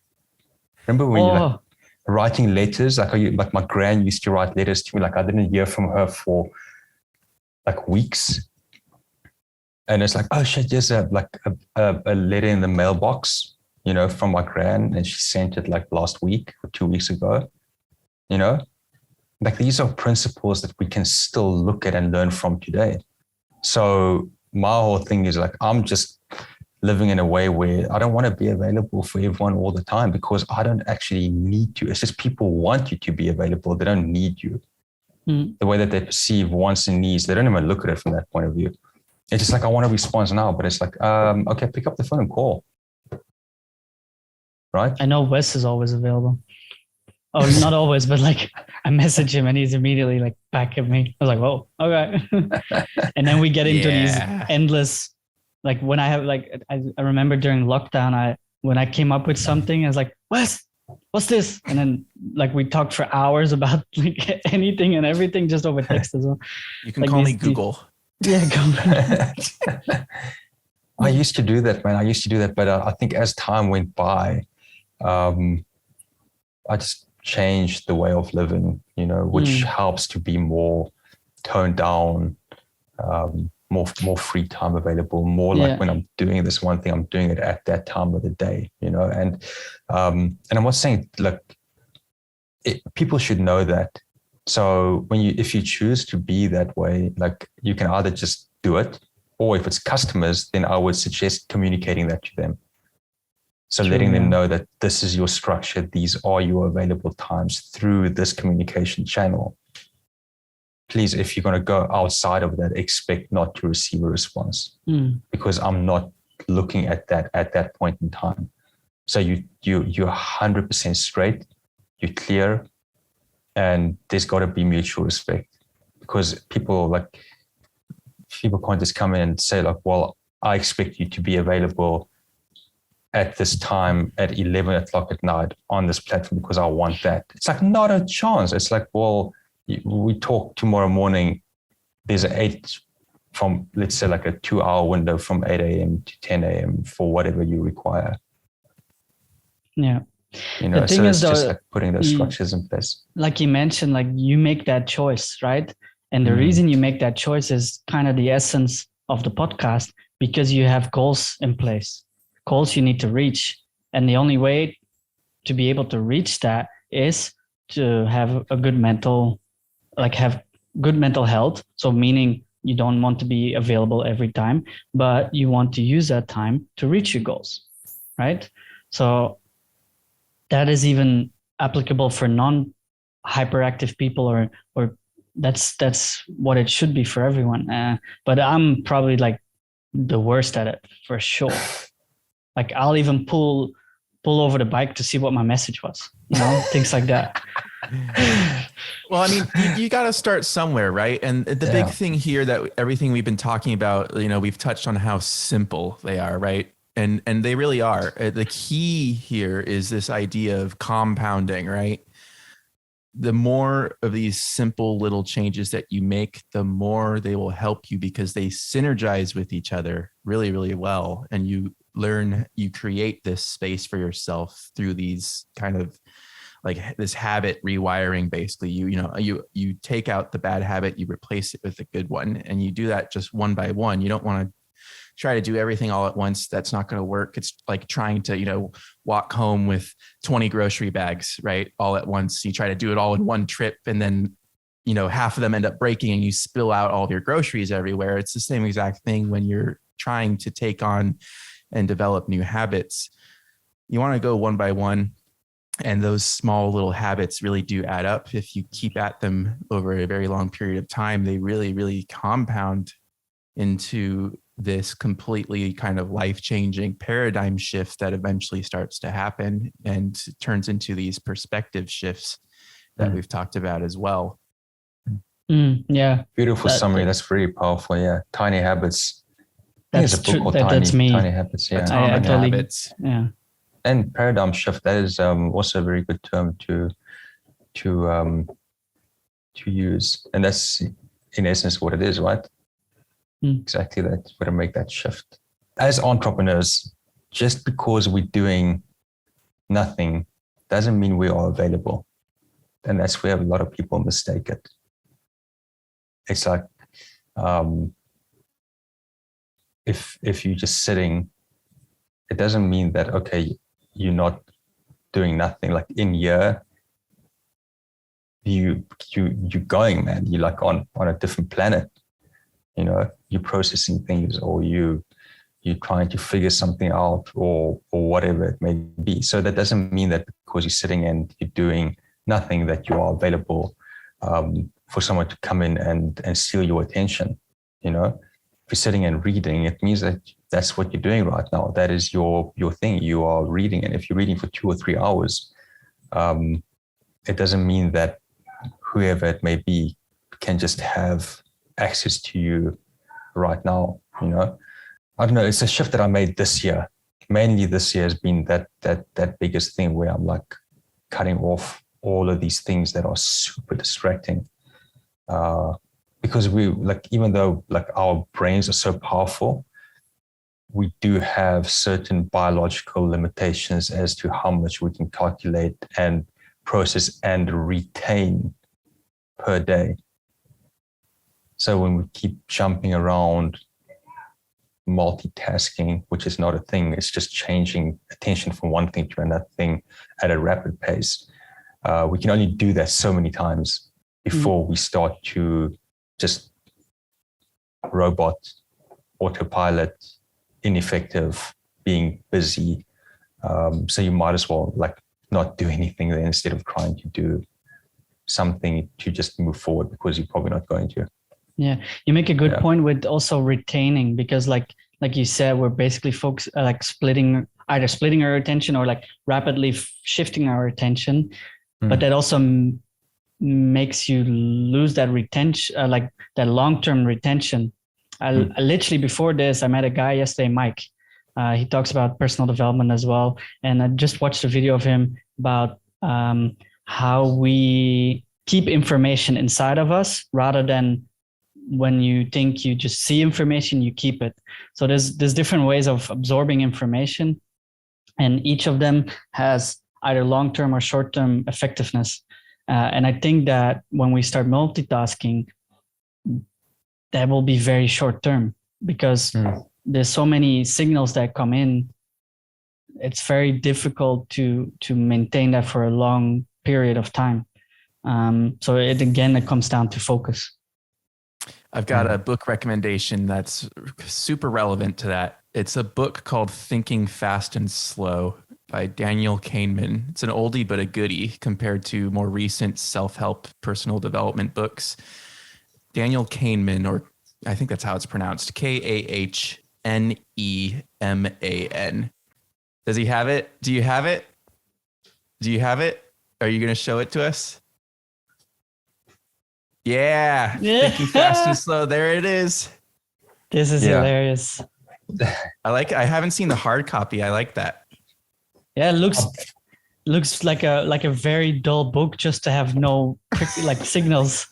Is it not engaging enough for you? That's amazing. Nothing to put your attention on, right? Yeah. 500 pages. All right. I'm really noting everything down, and it's going to be nice. Just remember, one thing at a time.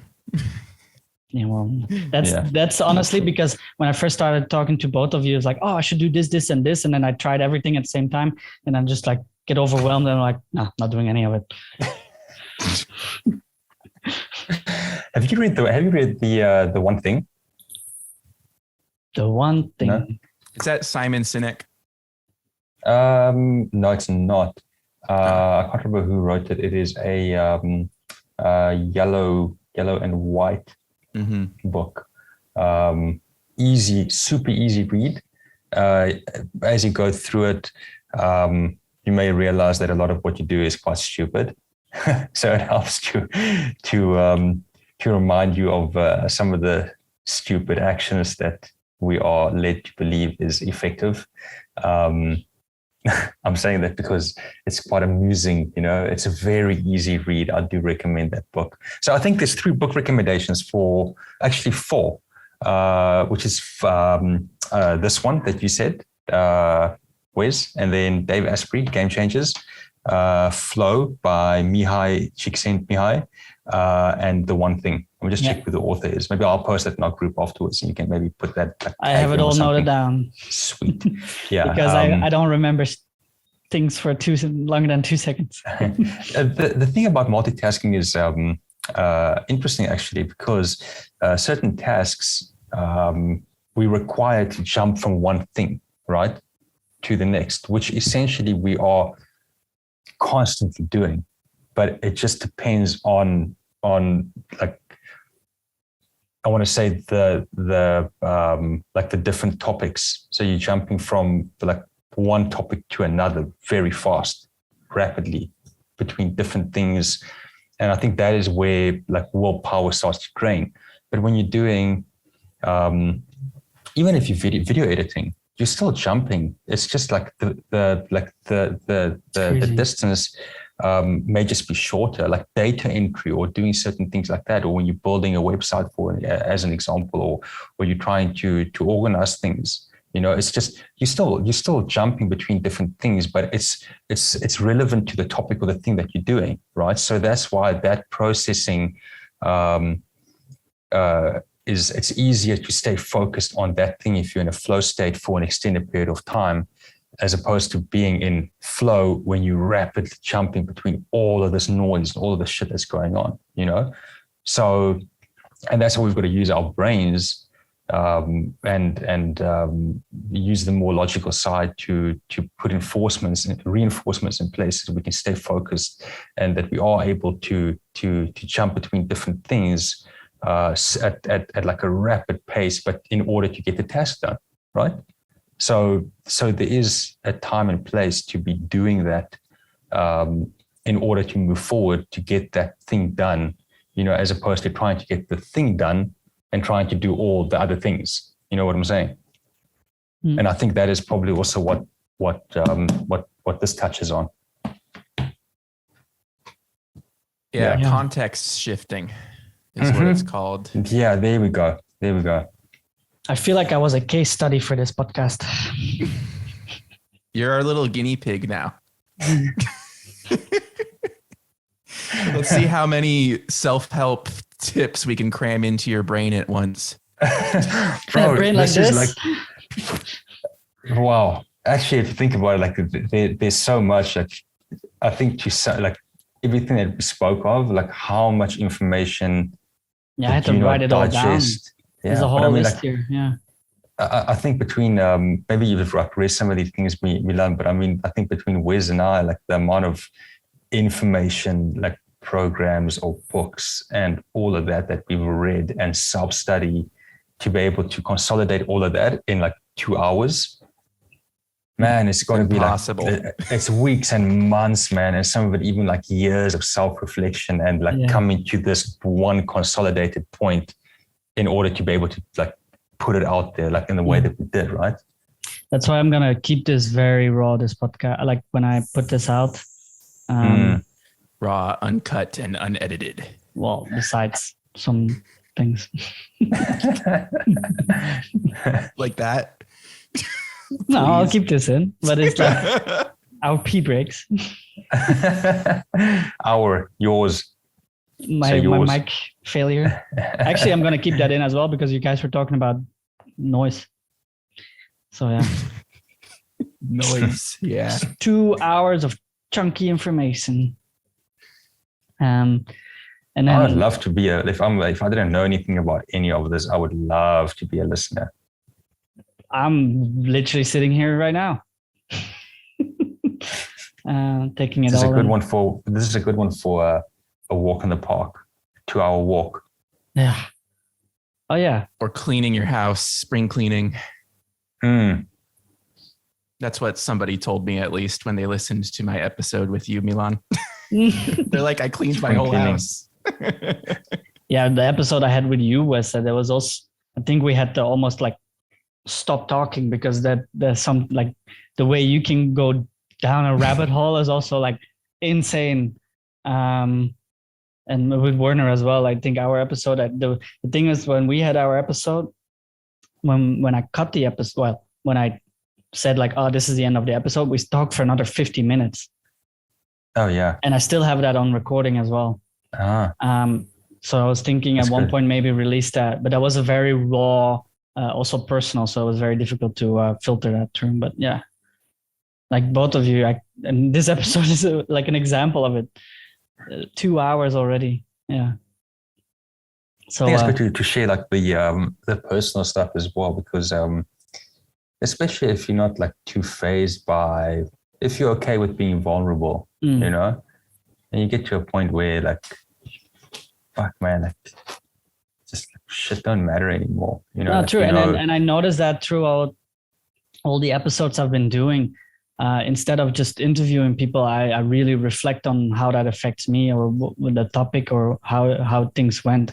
It's just finding the right balance of not being like a dick and jumping in between the actual speaker.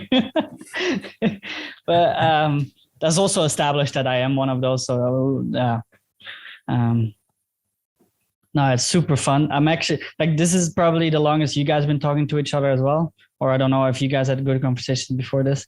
But that's why I love doing this podcast as well. Like having two people that actually have very similar thoughts and life experiences, that I'm able to bring them together, and then even put that interaction of you guys together on a call as well.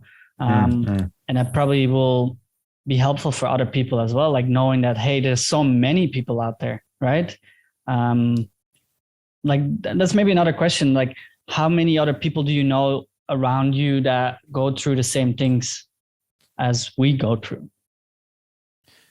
Yeah. So the key with all of this, right, is when you hear people like myself and Werner talk, you think we're so different, to become like this is so far away and unreachable that it's alienating. But in reality, I mean, everyone just saw within this same exact episode, he and I are learning from each other right now as well. And it's all about maintaining this beginner's mindset, right? This vulnerability, which translates into openness, and an openness kind of curiosity of, there's always something new to learn every single day. And it doesn't matter who you are. There's always someone, above you that can teach you something. And there's also always someone that's below you that can also teach you something. It doesn't matter where someone is at in their life. They always have insight to provide you. And that's through their lived experiences that we've been talking about and touching on, where, everyone's got a story of some sort that's got a moral in there somewhere too. Like people, don't just float through life learning nothing, no matter who you are. That's how we're all the same at the end of the day. We're all human. Yeah, 100%. That's very, very well said. Beautiful, actually. Because we do always learn from one another, and or we even learn more about ourselves by being able to reflect on other people's journeys or something like that. Like there's always key takeaways. Yeah, I'll get reminded by things. Like I remember I had an episode, maybe my third episode with Shiraz, and he's a teacher, and he gave me an insight of like that children actually teaches us a lot, and even like young children. It's like, what can a child teach you? But it's more like a reminder. Sorry? Perspective. Yeah, but like a reminder of like, for example, enjoy the little things. When as a kid, you had no worries. You were just being a kid. You were doing things. But because you've been going through life, you've been going through experiences, a lot has affected you. But where is those moments where you just sit there and enjoy the little things rather than be affected by all of it at once, again, over and over and over and over, that piles on top of you? Instead, just like remove it. And as a child, like children are actually great teachers as well in that, or a good reminder of certain things. Yeah, we are born perfect. We are literally born perfect, and then all the contamination starts. And when you first learn that, you realize that, okay, now you got to undo a lot of what you were taught, shown, presented with, lied to, fooled, manipulated, all of that. Yeah, that's a good point. You need to unlearn as well. I'm looking forward for you, Wes, to get back. Me too. And for the three of us to hang out, because I think we will have, without it'll just happen spontaneously, but I think we will have some great conversation with a lot of depth. And the word rabbit hole, whenever that comes up, fuck, I'm interested, man. That's like I'm the a trigger. black hole. That's the hook, man. It's like, yeah.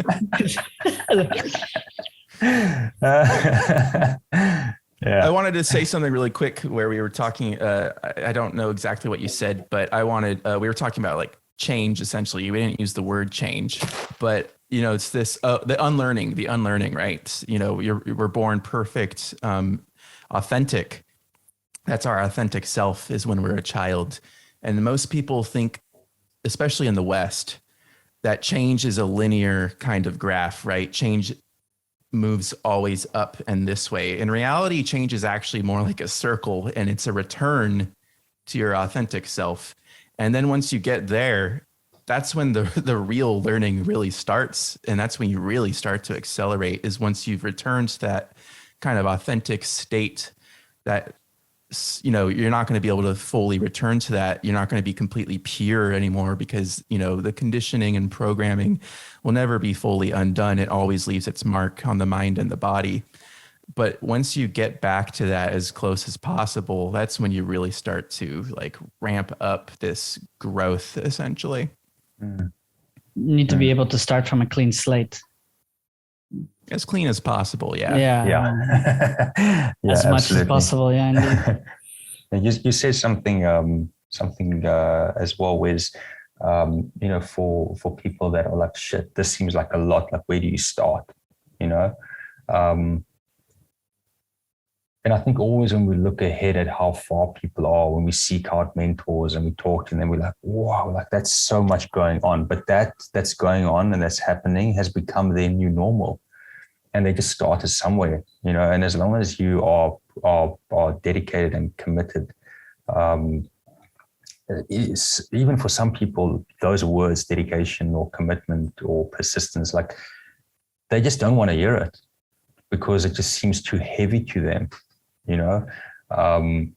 but you've got to have those things in order to be able to move forward. And it's important not to be overwhelmed by where other people are, because they've spent years and years and decades of studying and learning and observation, and as you go through life, things change, like you'll observe old patterns, but by the time that you've observed old patterns, you've probably already formed new ones, and then the observation and awareness comes in to observe both the old and the new, and you've got to start making these changes and adjustments, to be able to bring in new patterns consciously to serve you. And you've got to be aware of the old ones that aren't serving you anymore.